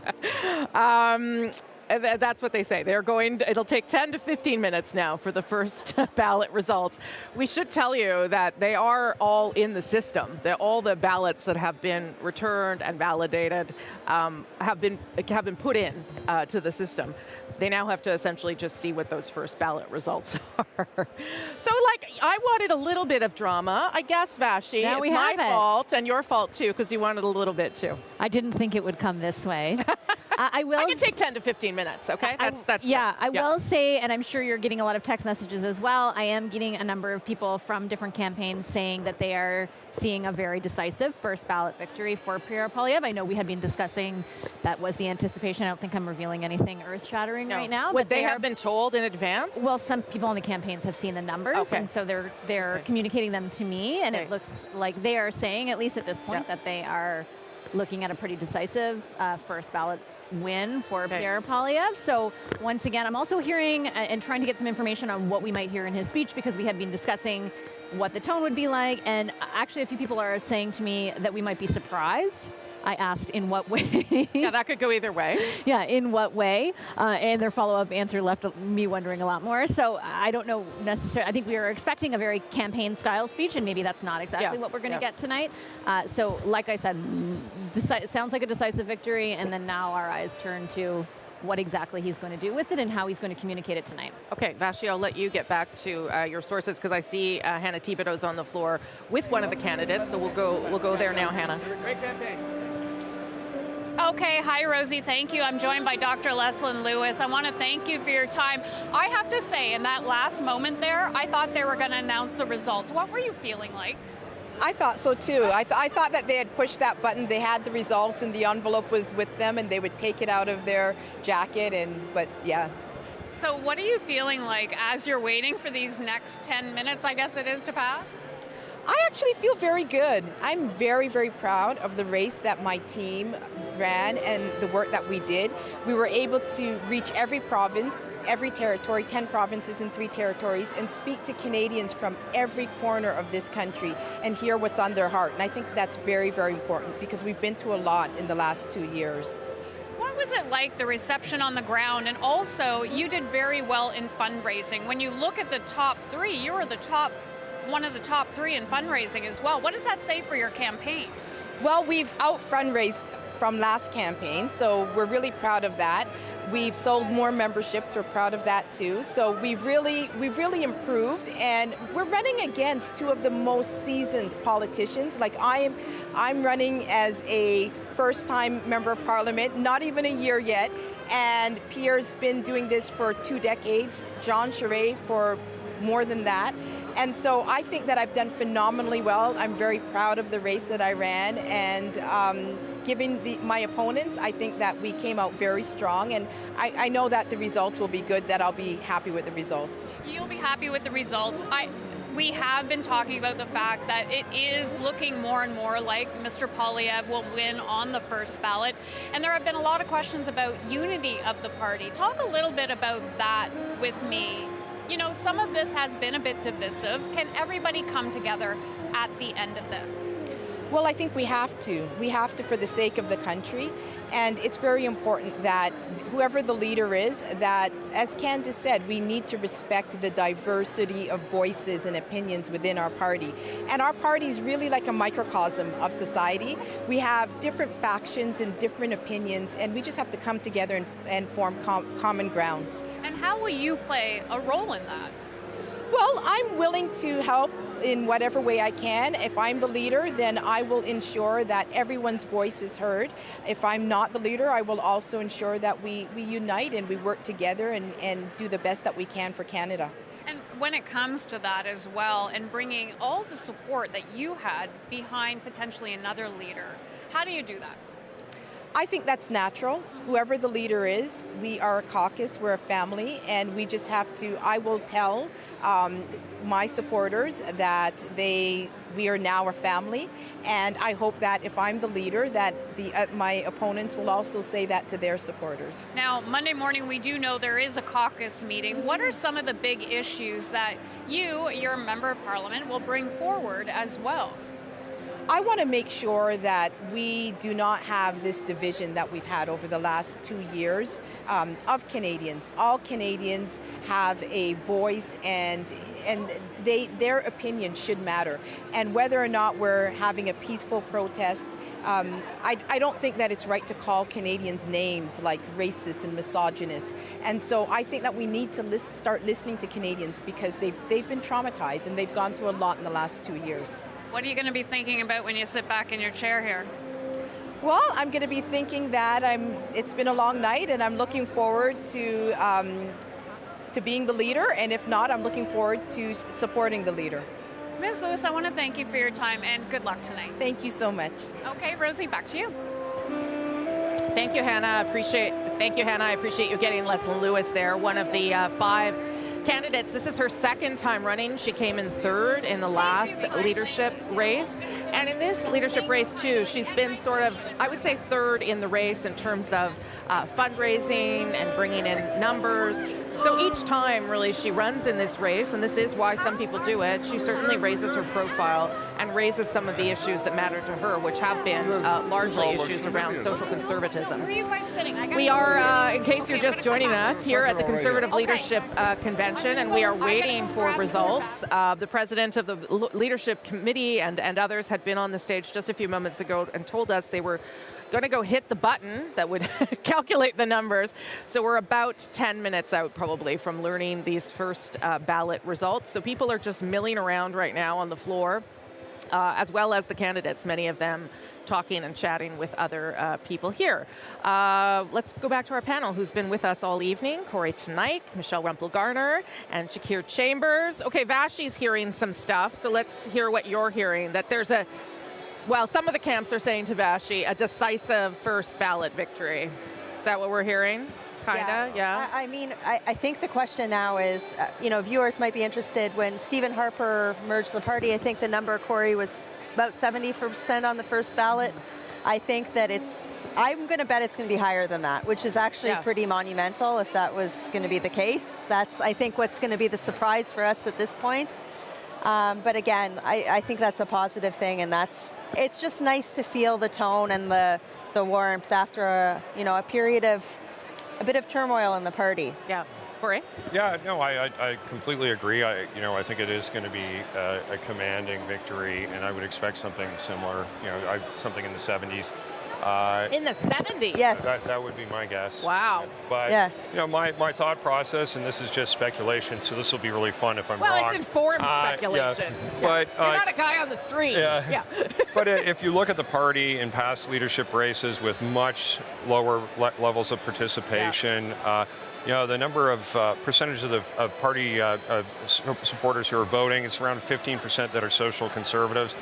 I think the numbers are so much higher in total voters that those numbers for sort of SOCON, Leslyn Lewis type supporters is going to be much smaller because they're going to be diluted in a much larger pool of folks.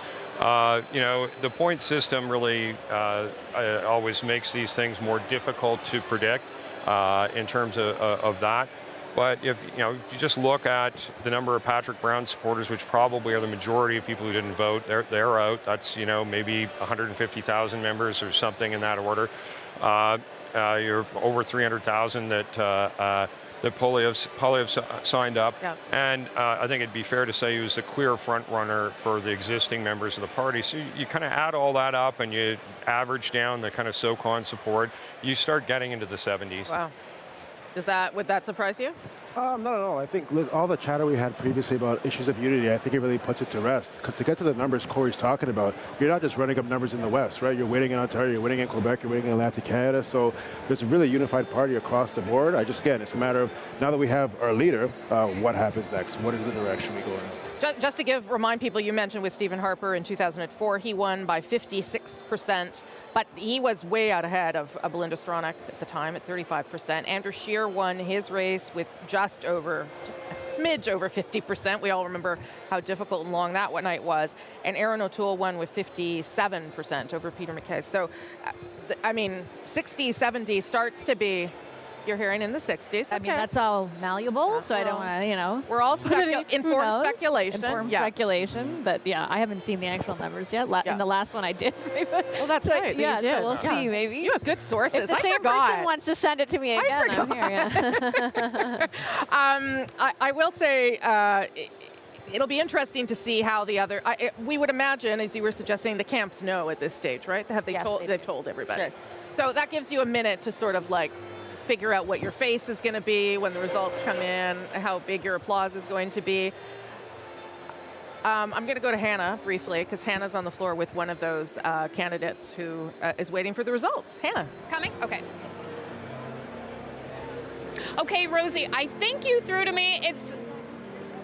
I'm not so sure. Okay, I'm joined by Roman Baber, one of the 5 candidates in this race here today. Just tell me what your thoughts are as we head into results in just a few minutes. Well, first of all, I want to congratulate the party on putting together this event. Of course, we're mourning the passing of the Queen, so it wasn't easy, but I think this was a very dignified event, and of course I extend my condolences to the royal family and the entire Commonwealth. Look, I'm pleased. I'm looking forward to the results. We're very, very excited. No question, win or lose, we had a meaningful contribution to this race. We helped push all the candidates in the democracy direction, and that means that we helped shape this race and therefore our party and therefore our country. I couldn't be prouder. Now, you aren't currently a member of Parliament. Even if you win, of course, you want to become an MP, you say, but if you don't, are you going to run in the next election? Well, of course, we're hoping to win, in which case, of course, I'll try to seek a seat immediately. Should we not win, I'm going to take a little bit of time to rest, congratulate the leader, maybe have a conversation with the leader, but either way I'll be committed to the Conservative Party and to the new leader defeating Justin Trudeau in the next election. So just kind of taking that break, you may help the leader in another way, if not as a member of Parliament too? We're looking forward to the result, in which case we'll need a seat right away to lead the opposition in the House. But should we not be successful, we're going to take a little bit of time to recharge, not make any decisions at this time, and have a conversation with the new leader. What are you most proud of throughout this campaign for yourself? Well, look, I've been working very hard for the last couple of years. As some of your viewers know, I was on the opposite side of the mainstream narrative for the last couple of years. I've always believed that we need to respect individual choice. I made the choice that most Canadians made, but we never forced anyone to do anything against their will, and my submission was that COVID was no reason to start. I also recognize that COVID was a very serious infection that required perhaps focusing on vulnerable populations, on beefing up our healthcare system, but not locking down 37 million Canadians, thereby making them sick. And so I'm gratified that now, after fighting for a couple of years, the Conservative Party has come around, and seemingly we no longer stand alone. We will have a leader, either myself or hopefully another leader, that will reflect our values of democracy and speech and individual choice. And I'm optimistic about the future. One of the things that has been discussed during this race is that it has been divisive. There have been many different factions, say, of the Conservative Party that have had voices, some frustrated. How do you come out of this and unify? I am confident that this party will remain united. We have always been a big blue tent, and I think that we all appreciate that there's a lot more that unites us than divides us.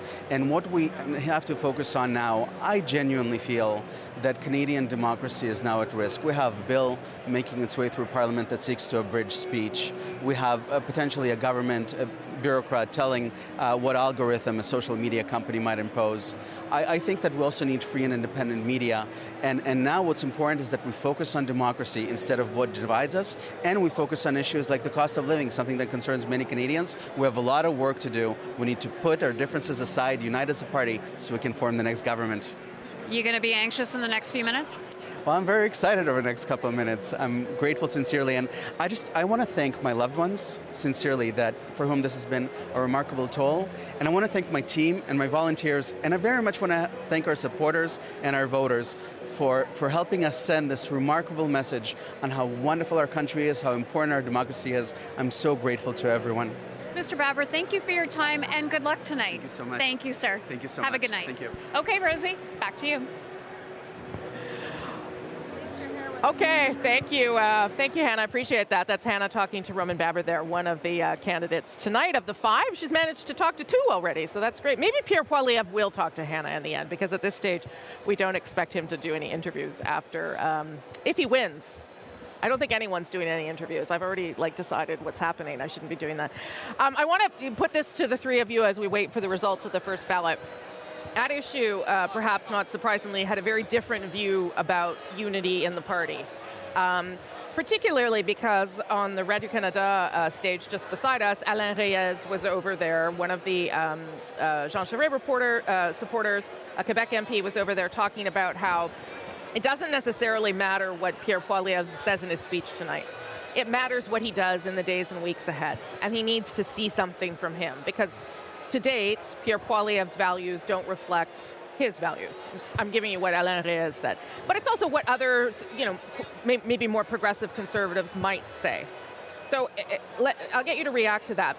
Is there maybe the unity that Michelle believes can happen, wants to see happen, isn't quite as solid as we are suggesting here, or as Michelle would like us to know? Yeah, I think the speech is a starting point, for sure. You want to set that right tone. But I agree. Ultimately, if we move forward and, Pierre maybe closes up to some of the elements that we don't think the party wants to go in, or the direction the party wants to go in, I can see some of the caucus members kind of, not supporting that. I mean, we spoke about it earlier. Listen, the whole trucker issue, we've seen data that shows a lot of Canadians just don't support politicians who kind of embrace that. Yeah. I can see some MPs saying, you know what, if you get close to that, maybe it's a bit too much for me. So actions that speak louder than words, right? So we're going to have to see what he does once he becomes leader.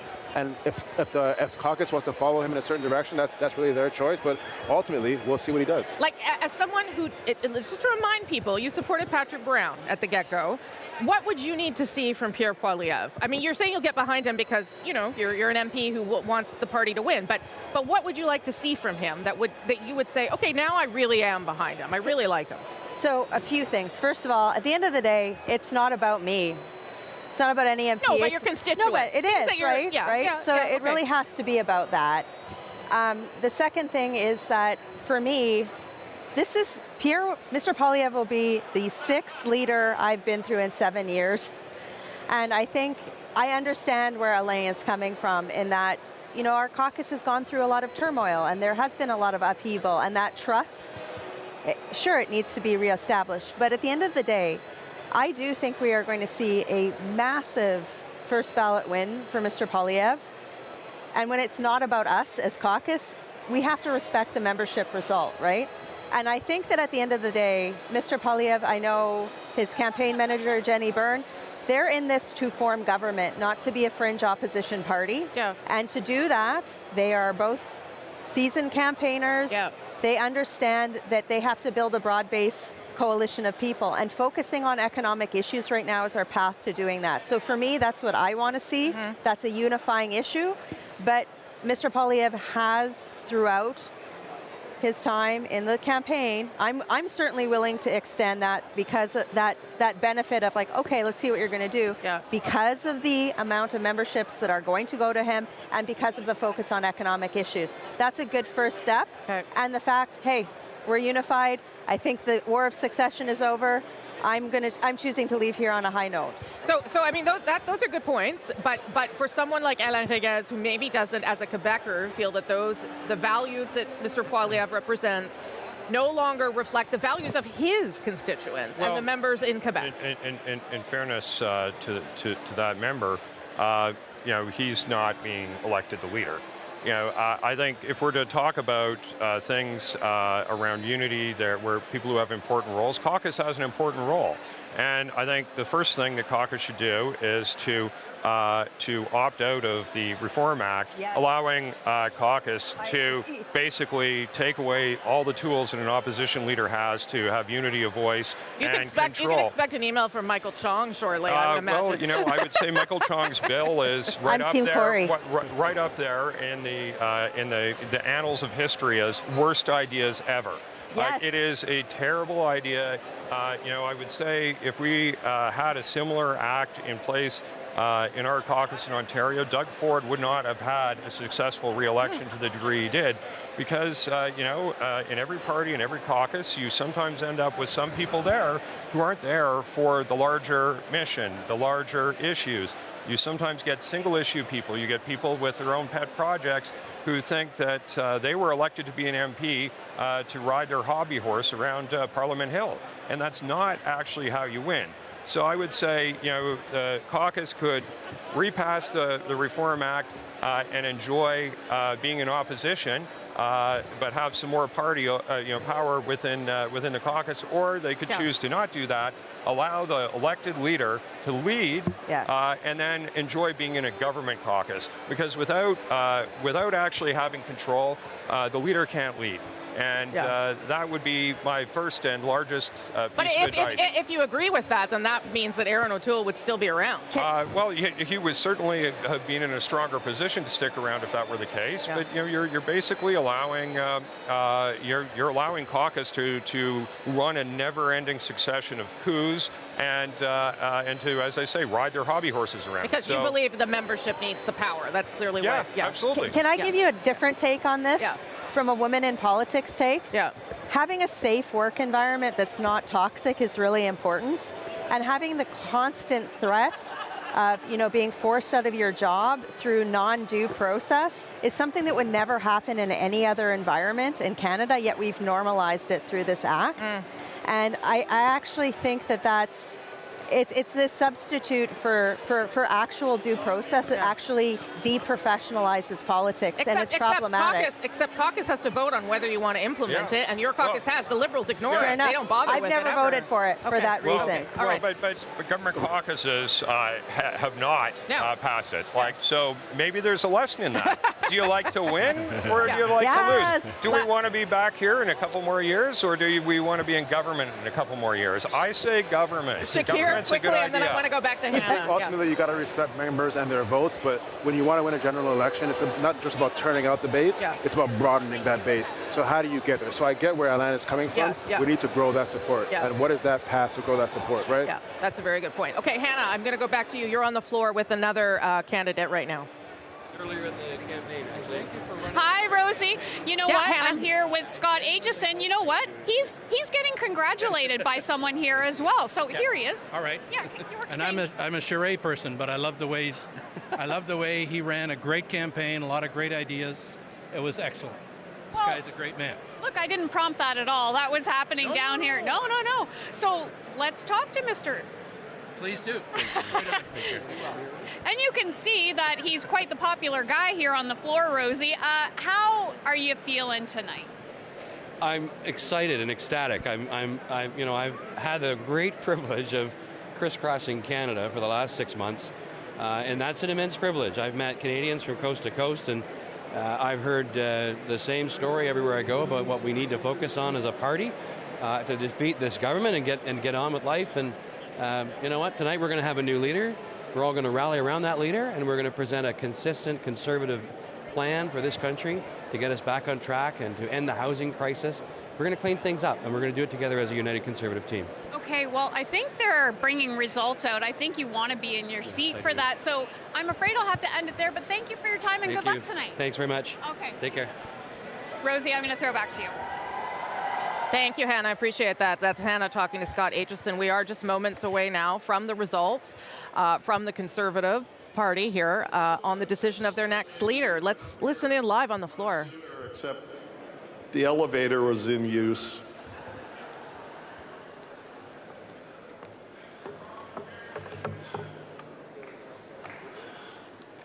Mesdames et messieurs, ladies and gentlemen, could you take your seats, please?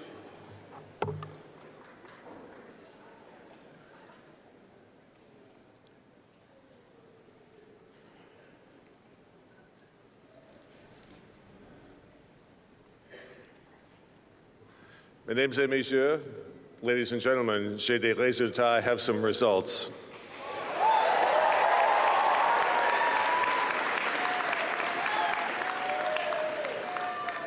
It's my great privilege to announce the results. Nous avons un nouveau chef. We have a new leader, the next Prime Minister of Canada, la prochaine Premier Ministre du Canada, the Honourable Pierre Poilievre and Anna Poilievre.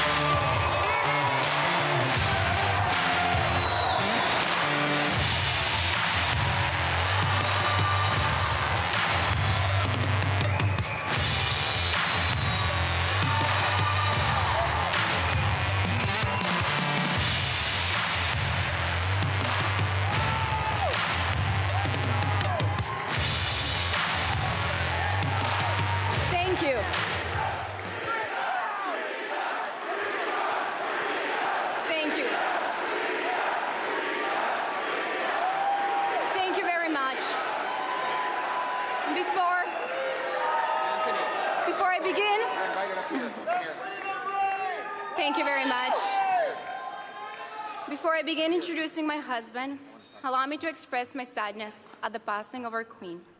May she rest in peace. Long live the King. My husband and I, thank you.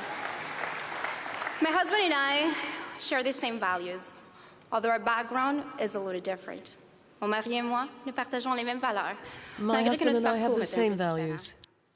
I was born in Caracas, Venezuela, and my family immigrated to Canada in 1995 in a working-class neighborhood in the east end of Montreal, Hochelaga Maisonneuve, puis Pointe-aux-Trembles.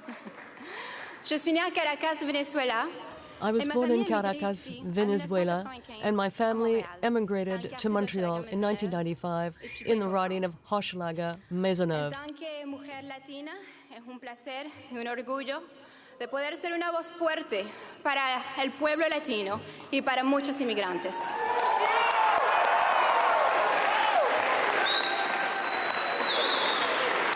My father, he went from wearing business suits and managing a bank to jumping on the back of a pickup truck to collect fruits and vegetables because that's what he had to do to feed his family. Mon père est passé de porter des complets My et à father gérer une banque en montant was à the la manager of a camionnette bank, and he moved from that to the back of a pickup truck in order to pick up fruits and vegetables in the fields, because that's what he had to do to feed his family. family present here tonight taught us hard work and that there is no greater dignity than to provide for your own family.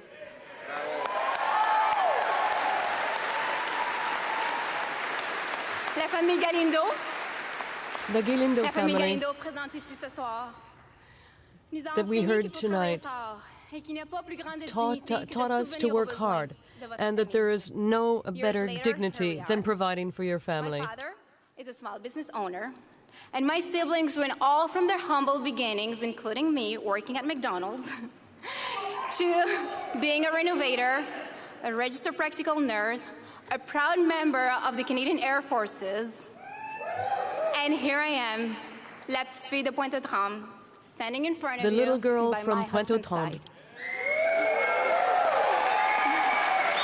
Dios mío, ¿quién se lo hubiera imaginado? Mon Dieu, qui aurait imaginé ça? Who could have My imagined husband's that? story is a little different. He was born in Calgary to a teenage mother who had just lost her own mother. She gave Pierre for adoption to two wonderful school teachers from Saskatchewan. And again, they're all present here tonight. L'histoire de mon mari est un peu différente. Il est né à My Calgary husband's d'une story mère is different. adolescente qui He venait was tout juste de born perdre sa in papa. Calgary to a mother who had just lost her own mother, and he was adopted by a family from Saskatchewan. We both grew up the same way. Our families living paycheck to paycheck, knowing that filling your tank of gas, it is not a luxury, but a way of transportation to go to work and to bring your children to school. Donc, nous avons grandi très similairement. So we Nos grew up familles in a vivant similar toujours en way. attendant le prochain Our chèque de paie. families lived from paycheck to paycheck, knowing that filling your tank with gas was not a luxury, but a means of transportation to get to work or take your children to school. Mesdames et messieurs, a principled man, a good son, a wonderful father, and a loving husband.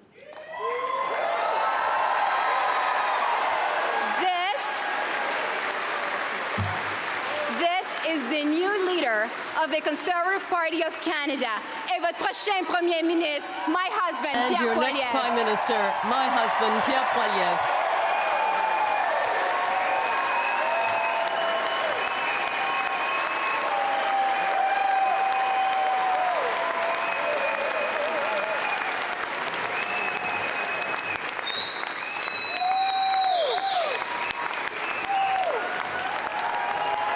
Merci beaucoup. Merci beaucoup. Thank you. Merci beaucoup. Thank you. Merci, Anaïda. Je t'aime. Thank you, Aina. I begin on behalf of everyone here, expressing my sorrow at the passing of our beloved Queen. Two tiny words, the Queen. Yet on every continent, those two words conjure up more than a picture. They also express an idea, the idea of decency and duty. Elizabeth II, though she might have recoiled at the thought, was the world's most famous woman. Yet she was our queen, our sovereign, for almost half of our nation's existence. In her 22 visits here, yes indeed, in her 22 visits here and her dealings with 13 prime ministers, she exhibited the virtues we most cherish: dignity, civility, humility, candor, and above all else, service. That's why her death, though not unexpected, is nonetheless shocking.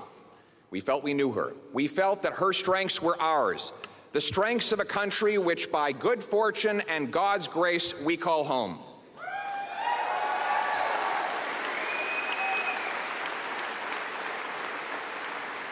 And that, perhaps, is why I feel a small catch in my throat when I utter the words that no leader has stated in this country for over 7 decades: God save the King.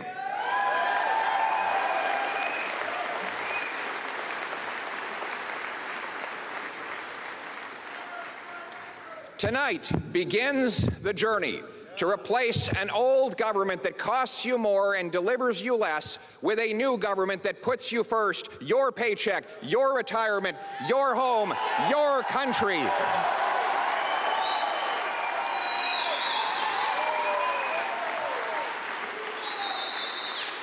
By tackling liberal inflation, we'll put you back in control of your life and your money. Le travail commence ce soir. The work begins tonight to replace this tired government that is costing you more with a new government that puts you first: your paycheck, your retirement, your home, your country.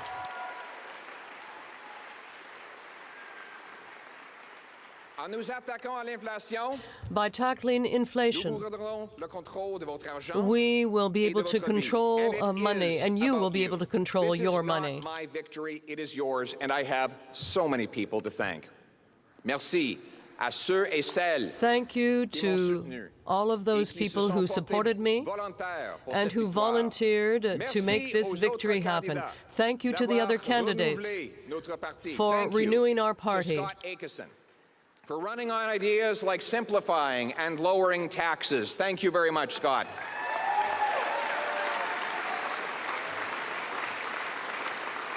Thank you to Roman Baber for standing up for and making sacrifices for freedom for everybody.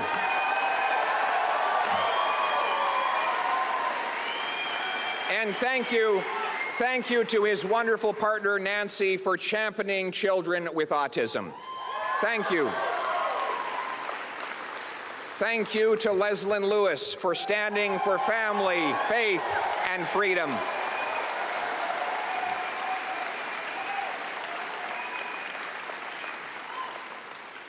And to her husband, John, for supporting her along the way. Yes. And thank you. And thank you to Jean Charest for your service to our country.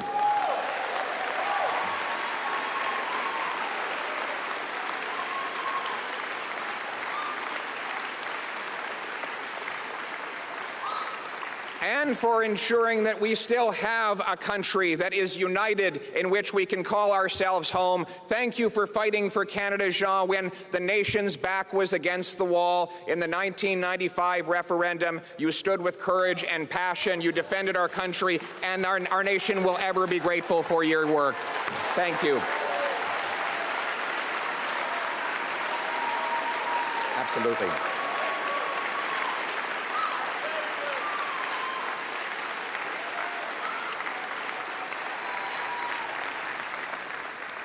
For about 40 years now, Jean has been in politics at the federal and provincial levels, and it's tough. But often the real persons who may suffer are the families. There have been countless occasions when her husband was fighting causes on behalf of all of us, when you had to carry the extra load and take the extra sacrifice, countless invisible sacrifices, and we as a nation, we as a party, we thank you, Michelle. Merci beaucoup.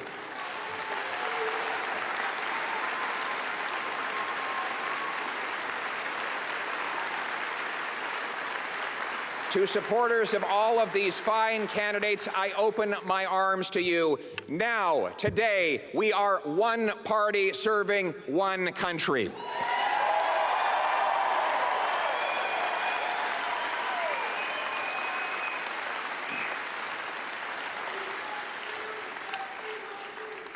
Most importantly, thank you to my brilliant and beautiful wife. Merci à ma belle et brillante épouse.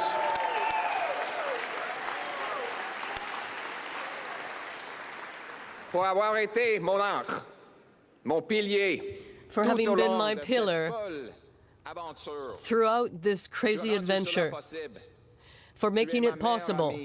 You're my best friend and the love of my life. To the family of Aïnida, who look after our children when we were on the road. You made all of this possible.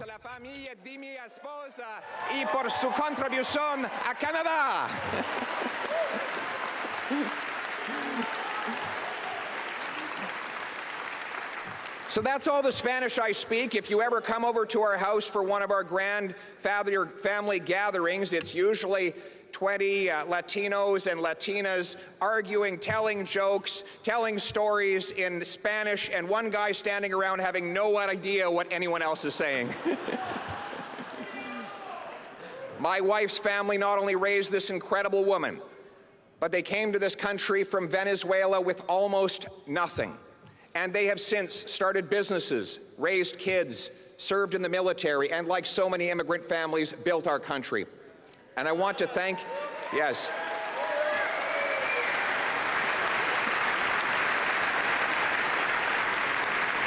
I want to thank my brother Patrick, my father Don, his partner Ross, my mother Marlene, and even my biological mother Jackie is here today. Yes.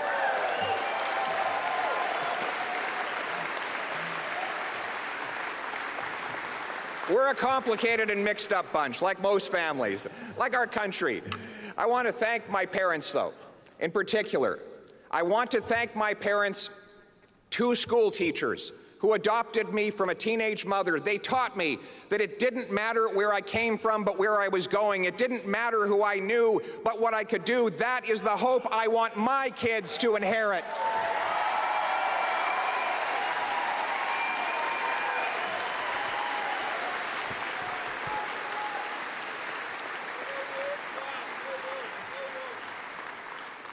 But that hope has melted into worry for many. Today, people feel like they've lost control of their pocketbooks and their lives. The cost of government is driving up the cost of living. This government, this Liberal government, has doubled our national debt, adding more debt than all previous governments combined. That means another $500 billion bidding up the cost of the goods we buy and the interest we pay. Inflationary taxes increase those costs further. Now, they plan to triple the carbon tax on gas, heat, and everything else. Le coût du gouvernement augmente le coût de la vie. The cost of government increases the cost of life. The government has added to our national debt more than any other government in the history of this country. $500 billion through their inflationary tactics. This is the most expensive government in history, and the more they spend, the more things cost. The result? Families downgrade their diets to cover the 10% year-over-year jump in food prices. Seniors delay their retirements and watch their life savings evaporate with inflation. 30-year-olds who did everything we asked them to do, got degrees, worked hard, are trapped in 400-square-foot apartments, or worse, their parents' basements, because house prices have doubled under this government. And those who do own homes are paying more interest on their mortgages, even though this government promised interest rates would not rise for years. Les mères monoparentales mettent de l'eau Single dans le lait mothers de leurs enfants pour pouvoir put se water permettre in their la hausse children's de milk 10% de la nourriture because they cannot journalière. afford the 10% increase in the cost of food. Seniors see their savings evaporate with inflation. 30-year-olds who did everything that we asked them to do. They got their diplomas, they lived in their parents' basements, all of this because prices have doubled. And people who own a home are paying more interest on their mortgage. Most are lucky to be just getting by. Many are falling behind. And there are people in this country who are just hanging on by a thread. These are citizens of our country. We are their servants. We owe them hope. They don't need a government that sneers at them, looks down on them, calls them names. They don't need a government to run their lives. They need a government that can run a passport office.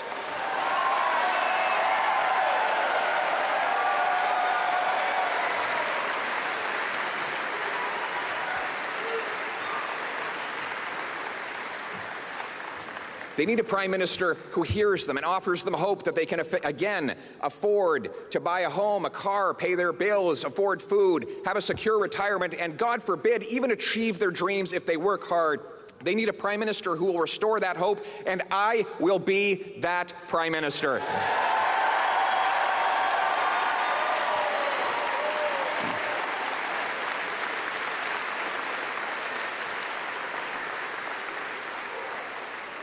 We will rekindle the hope that people's paychecks and savings can again buy a decent life. We will make government affordable so that life is affordable. We'll cap spending and cut waste to reverse inflationary deficits and taxes. That includes axing new taxes on your paycheck, gas, heat, and other essentials. It means fighting climate change with technology and not with taxes. We will restore hope that hard work will again pay off. Do you know that today, if a single mom with 3 kids earning $55,000 a year goes out and earns another dollar, she loses 80 cents of it to taxes and clawbacks, so she can't get ahead. I will reform programs and cut taxes so that when that single mother and people like her earn more, they keep more, and hard work always pays off in this country.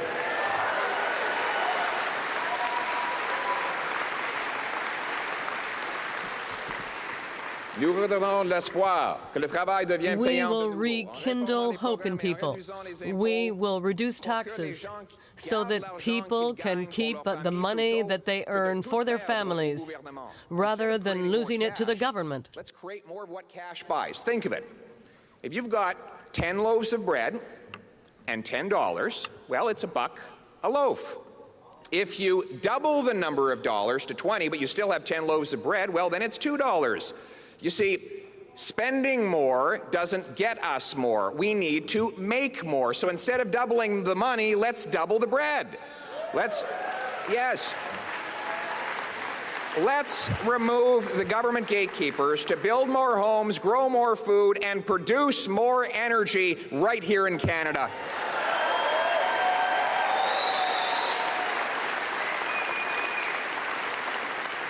We need to restore the hope of home ownership. Right now, youth and newcomers can't get a home because local government gatekeepers block housing with heavy fees and long delays for building permits, leaving us with the fewest houses per capita of any country in the G7, even though we have the most land to build on. A Poilievre government will require big cities that want federal infrastructure money to speed up and lower the cost of permits and to approve affordable housing around all transit stations so that our young people can live there and don't even need to afford a car. We'll sell off 15% of the underutilized 37,000 federal buildings to turn them into housing and use the proceeds of sale to reduce our deficit. In other words, stop printing money, start building homes for our people. Speaking of homes, we must make stuff here at home again, here in Canada. Look, Trade is great. Trade is just great. But we learned during COVID that we can't count on the rest of the world to take care of us.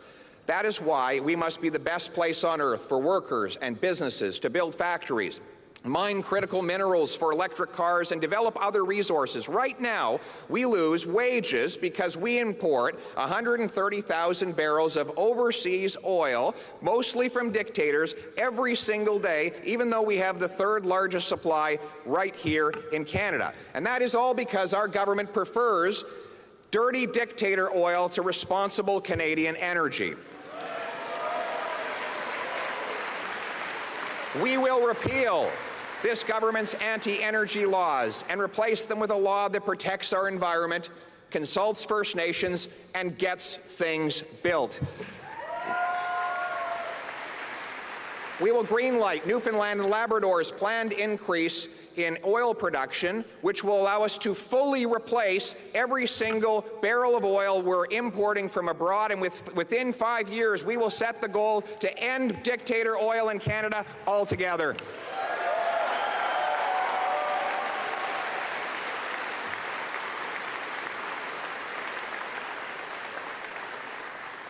And rather than helping Putin to finance his war against Ukraine, a Poilievre government will support projects like the LNG project in Quebec and hydroelectricity that can be used to liquefy natural gas without emissions.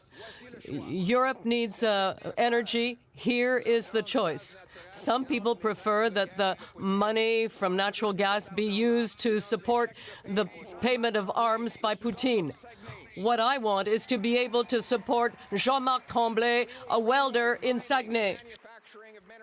Lithium, cobalt, and copper to make electric cars and batteries. We will allow for technology to be unleashed here instead of our money to go to foreign dictatorships. And that also includes repatriating food production by standing with our farmers here at home.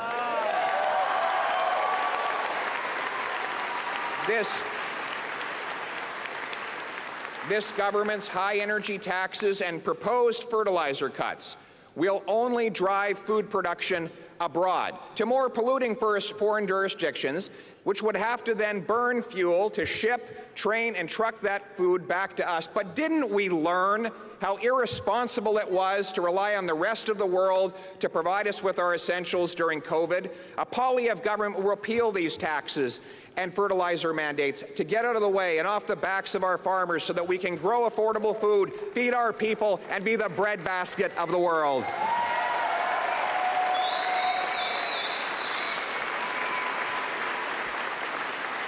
We will restore to First Nations more control of their land, money, and decision-making, and those communities that want to develop resources and invite commerce to fight poverty will have an ally rather than an obstacle in me. We must remove other unneeded barriers by axing the disastrous ArriveCan app.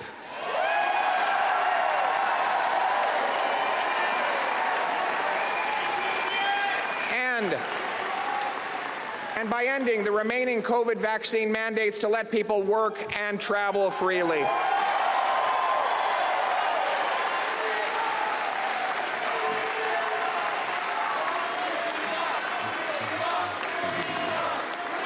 Thank you. We will bring hope. We will bring hope to doctors, nurses, engineers, and others who are immigrants to this country but are blocked from working in their professions for no other reason than that they come from another country. We'll team up with provinces to guarantee that within 60 days, an immigrant applying to work in their profession will get a yes or no based on their tested abilities, not based on where they come from. We will back up 30,000 small study loans for those in need of time off work to study up to the Canadian standard. Enough talking, remove the gatekeepers to get more doctors, more nurses, more engineers, and more inflation-proof paychecks for our brilliant immigrants.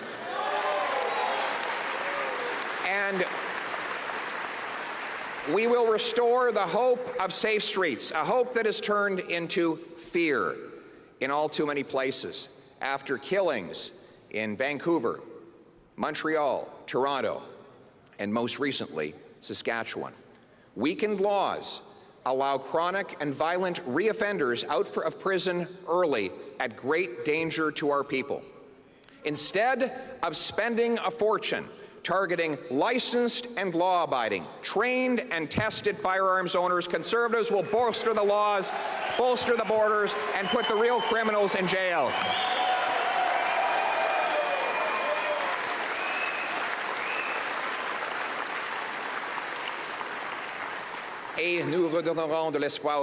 And we will give hope to Quebecers again so that they can take control of their lives and their decisions rather than being controlled by a centralizing government in Ottawa. You know, the French language has a very special place in my heart. My father, who is of French-Canadian origins and comes from a Saskatchewan village, wanted me to preserve French from a young age. Now, obviously, growing up there, I had very few opportunities to speak it, so I still have work to do. But I continue to perfect this language, one of the founding languages of our country. With my wife, a Montrealer, we are passing this on to our own children who are going to Francophone daycare centers. Baby Cruz and Valentina. Valentina and Baby Cruz will have the French language as their first language and a second language, Spanish, of course, and after that, as a third language, English. And I will go even further in talking about Quebec. I'd say that Conservatives right across the country have a lot to learn from Quebecers. Quebecers defend their culture and their language, and they do not apologize for that.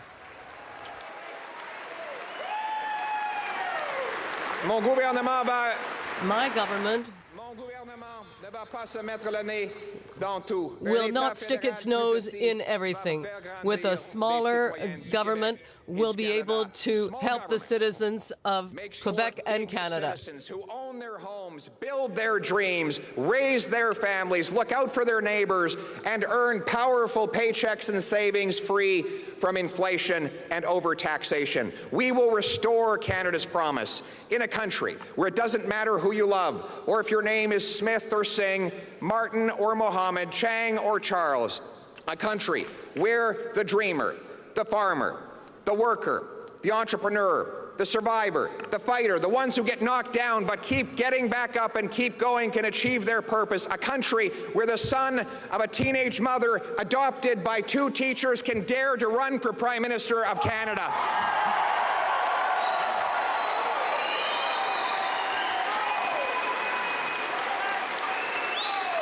Absolutely. In the words of the great Canadian Prime Minister John Diefenbaker, I am a Canadian, a free Canadian, free to speak without fear, free to worship God in my own way, free to stand for what I think right, free to oppose what I believe wrong, free to choose those who shall govern my country. This heritage of freedom I pledge to uphold for myself and all of mankind. Merci beaucoup. Thank you very much.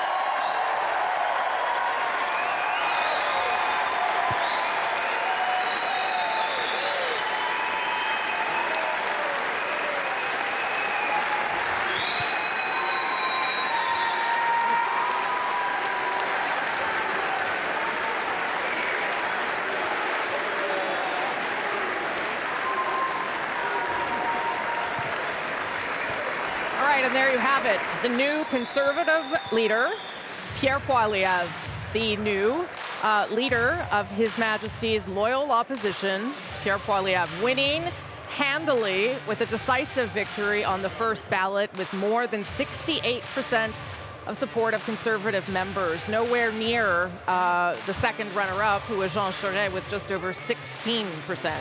A decisive victory and clearly an elated Pierre Poilievre tonight as he takes on really the role that he has dreamed of pretty much his whole life, in fact, and that is to become the leader and then eventually to become Prime Minister. And I should point out that we also have seen the riding by riding breakdown in terms of how he won. He won 330 of the ridings, so really quashed his opponents decisively in all parts of the country. Atlantic provinces, Quebec, Ontario, and out west. So this is very much, I think, what my panelists who are here wanted to see in some ways, because it does make it easier to be a leader when you've got that kind of support. I'll bring back Corey, Michelle, and Shakir. Corey, I'll start with you this time. I mean, he must be, I don't know if I'm surprised that the number's so high, only because even Stephen Harper, who also won in the first ballot, got only 56%. But this is a big, big win for him tonight. Yeah, it's a crushing win, I think. But very interesting, you pointed out in Quebec that Poilievre won the Quebec ridings. With the exception of 6. Yeah. 6 Jean Charest won. Yeah, but 6 out of 75, yeah. right? Like it's, I think that will be very worrying to the Liberals as well, looking at that. I think they were hoping for, counting on some sort of division. You heard, we were talking about it earlier from one of the chocolate soldiers in the Quebec caucus. But, you know, it's important to note he speaks beautiful French. He does, yeah. I don't think it hurts to have a French last name and to have such a multicultural family himself. I think these things are all avenues that he can explore to chip away at some Liberal support in areas where Conservatives haven't done as well in the past, most notably Quebec. But also in the GTA, where winning those new Canadian votes. We heard him talk a lot about immigrants and the importance of them in our economy and in our country. I think these are all very clear paths that he's going to take to try to put together a winning electoral coalition in a general election. So I think it's a great start for him. I think the things we heard tonight were signaling the way he's going to go, and I think it's a winning way. Yeah, I will say it was not an overly partisan speech either. It was very much focused on the things that he wants to see action on, the things that he cares about. A couple of lines about an old government, quote unquote, liberal inflation, but it wasn't overly partisan, which maybe surprises people because he is very partisan, obviously. But it was it probably struck the right tone for this evening. Absolutely, and I think that the Liberals are going to have a very hard time spinning the narrative that they wanted to spin on him from that speech, which clearly focuses on economic issues. I loved the line at the end about him being his background. I think it's such a good contrast to Trudeau. It's really easy for me to talk about that at the doorstep with my constituents in terms of him being somebody who gets it and gets their needs. And I think, you know, again, the Liberals are going to be looking at this, looking at the party and going, this is an entirely different Conservative Party in a good way for the country, and it's going to be hard for them going forward, which I think, frankly, the country needs to have a strong, unified opposition right now. Sure. We do. Yeah. They need to be pushed on certain issues, especially after Parliament, you know, sort of having this weird period during the pandemic restrictions. It's going to be a different beast in a good way for Canadians coming forward. So now it's back to work, right? And I'm hoping, I just, you know what, I really feel in my heart that I hope we are not sitting here again in a year, Rose. Like, I think he's got such a big mandate now that we can focus on getting back to work. Yeah, some of his language, too, is interesting. He also did it in a video earlier today when he talks about, doesn't matter where I come from, but where I'm going. It doesn't matter who I know. I mean, obviously that's in stark contrast to Justin Trudeau. That's what he's trying to do there. But it's also just, it's very understandable and relatable. And a lot of those comments that he made through the speech were that way, too. Absolutely. And so I think when we have this conversation about what comes next, you have these folks say he needs to pivot. But I would ask, pivot from what? Yeah. I think a lot of the things that he said today are very mainstream things. Sure, they're high level and you need to put some more meat on the actual policy. Yeah. But when he talks about jobs, when he talks about the economy, when he talks about housing affordability, that's what people want to hear. So I feel like Pierre is a mainstream politician and the ideas that he's putting forth are very mainstream. I'm not sure where he needs to pivot to right now. He's doing a good job, and as Corey said earlier, he's a message machine and he's staying on message. That speech was everything he's been saying over the past 6 or 7 months, and he sticks to that script. Yeah. Okay, I'm going to let you go. Thank you very Thank you. much. I appreciate it. Seriously, it was great to have all three of you here with your all slightly different perspectives, but super informed. Corey tonight, Thanks for having us. Garner, Shakir Chambers, thank you. We'll talk again. I appreciate it very Thank much. you. Okay, I'll bring in my other friend here, the host of Power and Politics, Vashi Kapelos, for your thoughts. Again, I'm not surprised that he won, of course. I am surprised the number's so high, but I guess that also speaks to his strategy, which was like, let's just sell all the memberships and get all the people. Yes, and I mean, like, this is an incredibly decisive win in Canadian politics. Probably one of the most, if not the most decisive wins I have ever seen. Maybe Trudeau would be one of the other ones. So I think it's important we stop for a moment, take note, and just say, wow, that's a huge win.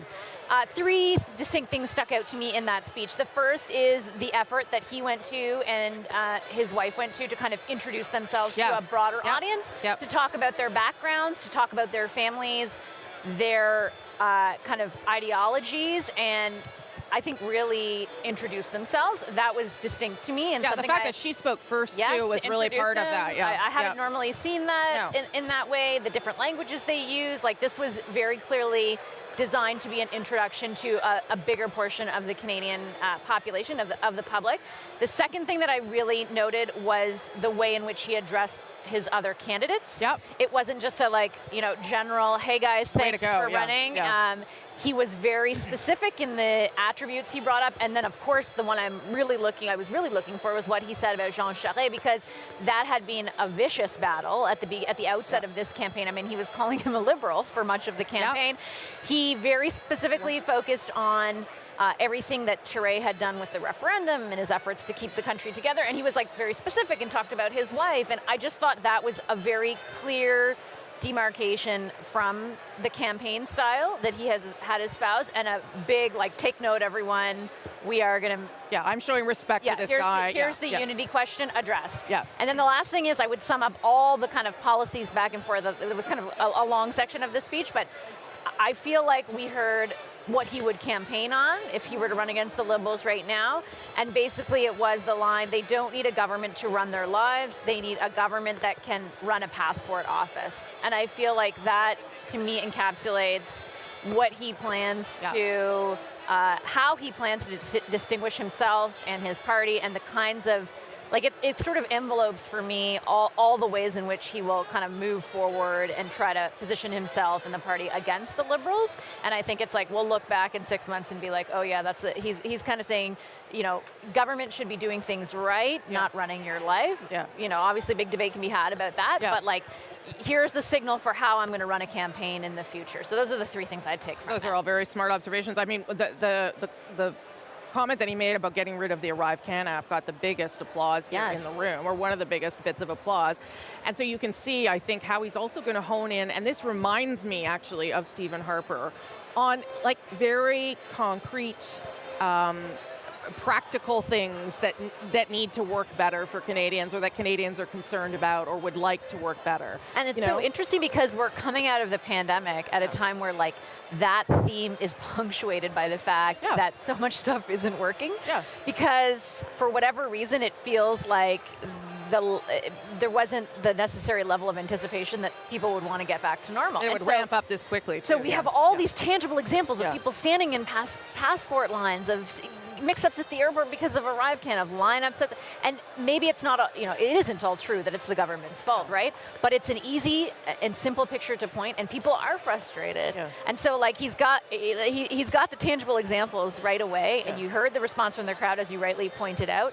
And I just feel like that even if you're not a conservative, that kind of frustration resonates with people right now. Right? And the Arrive Can app actually speeds up your arrival at the airport, but we don't hear a lot about that. Not when it doesn't work, right? Not when it doesn't work, or you don't know how to do it. Okay. Vashi, we'll come back to you. I'm going to go back to David Cochrane now. He's on the floor, and then I'll bring in At Issue. David has a guest with him. David.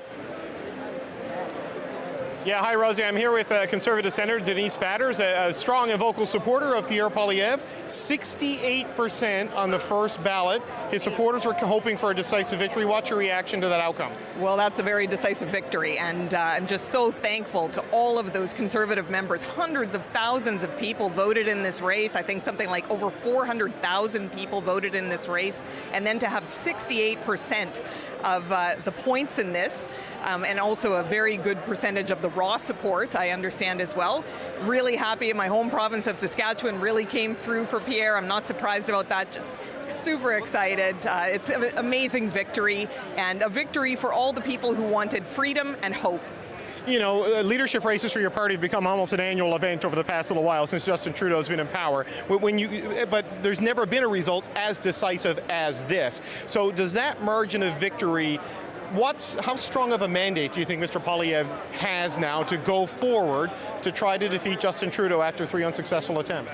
Extremely strong. And I mean, we saw it throughout. I mean, the number of memberships, new members that Pierre signed up across the country, everywhere, not just Western Canada where we already had strength, but all across the country. I understand he also did extremely well in Quebec, all over Ontario, and Atlantic Canada. So this is the kind of result that translates across the country, and it translates, I mean, he had excellent support in our caucus. I believe half of the amount of caucus members endorsed him. But the most important thing is going forward for the next election, and what we really want to do is, yes, we need to win. We need to make sure that Canadians have a government that can do the kinds of things that they want. And that's what Pierre is talking about. That's what we want to. An overwhelming national level of support for him tonight, but it is with Conservatives, right? The question now is the other Canadians who aren't part of the 400 and some odd thousand who voted in this.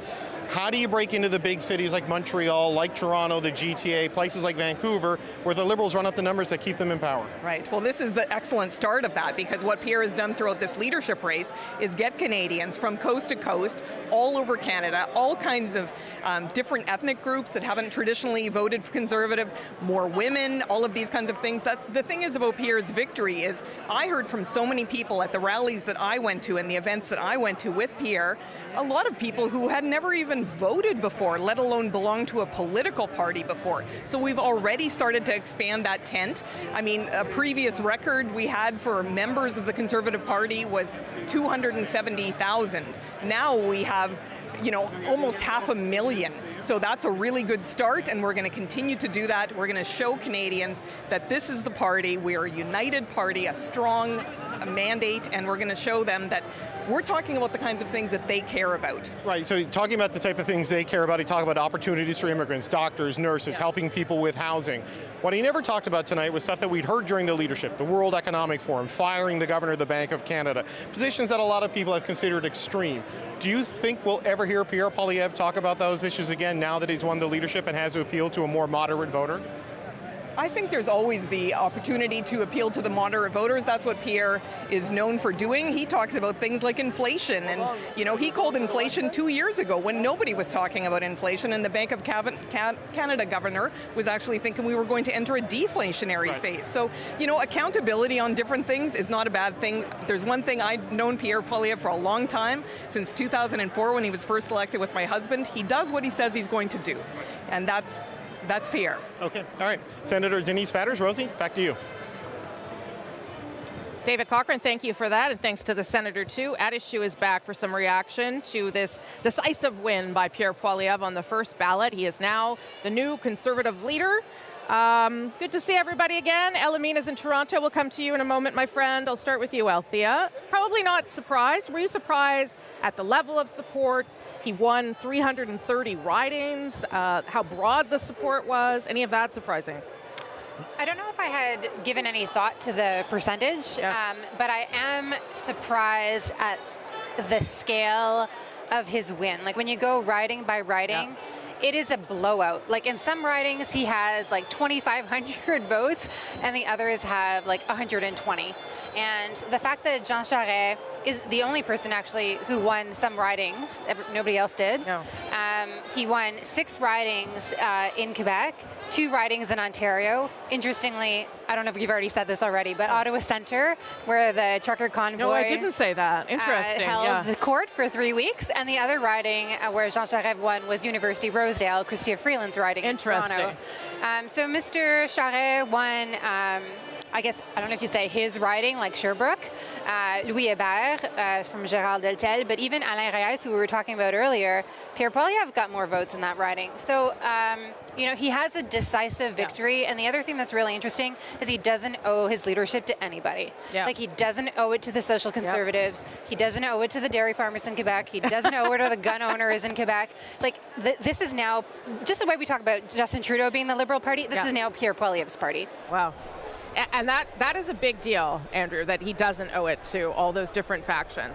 No, he may owe it to the anti-vaxxers. I mean, he had a message through this campaign that got people excited. And one of the most exciting lines here tonight was, we're going to get rid of vaccine mandates, et cetera. The Arrive Can app. But there's no doubt that he owns this party. And I think that's not just because a lot of people came into the party, but also because he'd been in this party for, 2 decades, fighting the fight. People see him as being, one of their guys who has it in his bones. And he made them feel good about being conservatives, large C and small C, for good or ill. I mean, I think Aaron O'Toole had a point when he said we need to change and grow, but it's not a message that this party wants to hear at this point. What Poilievre was telling them is, you don't need to change. We're good. We're strong. We can win. And that's the message people like to hear. Chantal. If you win with 68% of the membership, you're not just getting anti-vaxxers who signed up for you. You are getting most or a big section, critical section of the actual long-standing members, those that come back year after year. So, and that number is important for that reason, not just because it's big. He won Quebec, and winning in politics is the first step to achieving peace. If he had won everywhere else, but done poorly in Quebec, the party would be facing a fracture that is really dangerous for its future. And yes, you can win an election without Quebec, but to start 0 for 78 is not a good proposition for anyone who wants to be a prime minister. To start 0 for all the Alberta seats is not great either. No. For those who didn't notice, this is a conservative leader who is actually comfortable in French. Very, Not the case of Stephen Harper when he became leader, or Andrew Scheer, or Aaron O'Toole. The last progressive conservative leader who could do that was Joe Clark. The second version, not the first. So that will make a difference in Quebec. And it will make a difference in the debates, because this isn't someone who's trying to do well. He can actually do it. And he also wears the Quebec rhetoric fairly well. I have to say that the way to say it here, you see, what he said about Quebec and the Quebec nation and people standing up for their culture and language, this room is not the best room usually for a conservative leader to say that in. Stephen Harper went to Laval a couple of days after he won to say all these things. He didn't say them on the floor of the convention on the night of his victory. And I think that is probably smart. Look at the Quebec election. Two parties that together are the most conservative, the CAQ and the Quebec Conservative Party, at this point have 60% support in Quebec together. So there is a pool there. There's something happening. You just need to figure out how to fish in it. Elamine, I'll go to you and just get your thoughts on let's talk about the tone of the speech there, because as I said to the previous panel, I actually thought it was less partisan maybe than I was expecting. He really tried to focus on his own message as opposed to going after the Liberals too much.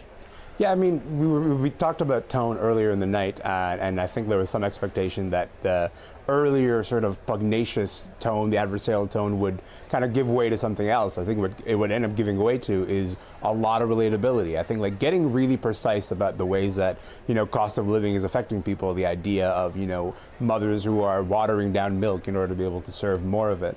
It came across as very, very human. And I think as a result, I'm wondering if the Liberals are not regretting right now defining him or beginning to define him way earlier, because the Liberals have kind of largely sat out the opportunities to define any of the leadership candidates in this race. And as a result, I don't know what the Liberals will roll out in order to try to attack Pierre Poilievre or try to undermine him.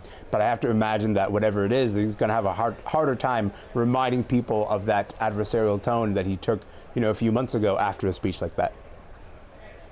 Yeah, what did you think about the tone? It wasn't as perhaps adversarial, but maybe it didn't need to be tonight. I don't know. No, it didn't need to be because these people are already in his pocket. They already voted for him. Yeah. He needed to expand the message, and you saw that already starting this week. He put out a video on Thursday, which probably didn't get a lot of traction because of the Queen's death, where he struck a more hopeful tone. He moved from angry to hopeful. I'm delivering hope to you, and that's what we heard here. Like, instead of conspiracy theories, he talked about the ArriveCan app. And so I think that we're going to see more of that. Yeah. I will say, I think we haven't spoken about it yet, but one of the things that might give the Liberals like real fear is when you look at his strength across the country. Like, if one of the criticisms that the Conservatives have made about themselves is that they had terrible databases, that they didn't update their infrastructure. If Pierre Poilievre is able to motivate all those people who voted for him, he has a small army that will be super successful in an election campaign. Like, what they have created is the base for something that can be very threatening to the Liberals. And so I would, if I was them, I would be looking at that and redoubling their efforts on volunteer engagement. I'll have about 2 minutes, so Andrew. Chantal talked about his fluency in French. I would also say he's more fluent in English than a lot of previous Conservative leaders. I think that he's a better speaker, certainly than any leader since Harper, maybe better than Harper on the basis certainly of that speech. I agree it was less adversarial. I don't think there was a lot of reaching out to non-conservative voters. This was mostly about, again, making them feel about a conservative. But it is interesting the things he didn't say. Didn't talk about Bitcoin, didn't talk about the World Economic Forum, didn't mention firing the Bank of Canada government. I don't believe he talked about defunding the CBC. No. So he may be de-emphasizing some of the things that are more red flags. But maybe we'll hear them again in the days and weeks to come. I don't know, but tonight he didn't talk about it. Yeah, that's a good point. Chantal? You're almost out of time, but I'll say this is one of the better post-victory speech that I've heard on a convention floor. Yep. It was, and if I were a Liberal strategist watching this, I would think that I really need to up my game for the battle that is to come, because Justin Trudeau has many qualities, but he's not a great orator, and the language that Liberals have come to speak in government is not always a language that most of us understand or find very meaningful. That's a polite way of saying it. Okay, I'm going to leave it there. Elamine in Toronto, thank you so much. Chantal, Andrew, Althea, delighted to see you all in person. Elamine, we'll see you in person very soon too, and I'll see you all on Thursday. Thank you, I appreciate it very much. I'm going to go to Vashi Kapelas for a final thought too before we call it a night, my friend. Well, I'll just pick up where Chantal left off, because I started texting a lot of people who are Liberal strategists, in particular who are supportive of the current Prime Minister running against Pierre Poilievre, and they did take note of his speech tonight. And I don't think at this point in things they're necessarily underestimating him, but it is going to be a fight, and Justin Trudeau is going to be the one to fight it. I think we can safely assume it's not new. It's not necessarily the biggest news item, but I do think that I think tonight is like the start of that fight, the start of that battle. And Pierre Poilievre carved a very specific spot out for himself this evening. And like I said, I think that if I take a step back, and yes, we're familiar with him, maybe not all of Canada is, he very effectively communicated a lot of things tonight that I think will resonate with them, including his own family background, his own background, and his wife's. And I think that you can't really underestimate the potential impact of that when you have an audience watching, like you did tonight. Thank you. Vashi Kapelas, host of Power and Politics. Thank you to everyone who joined us tonight for the Conservative Leadership Vote. My thanks to Hannah, David, Vashi, our panelists, and of course the whole crew that put this coverage together for you. I'll see you tomorrow morning on Rosemary Barton Live. I may just stay awake until then. Our coverage continues on CBC News Network with Jennifer Hall. Thank you so much for watching. We'll talk again very soon.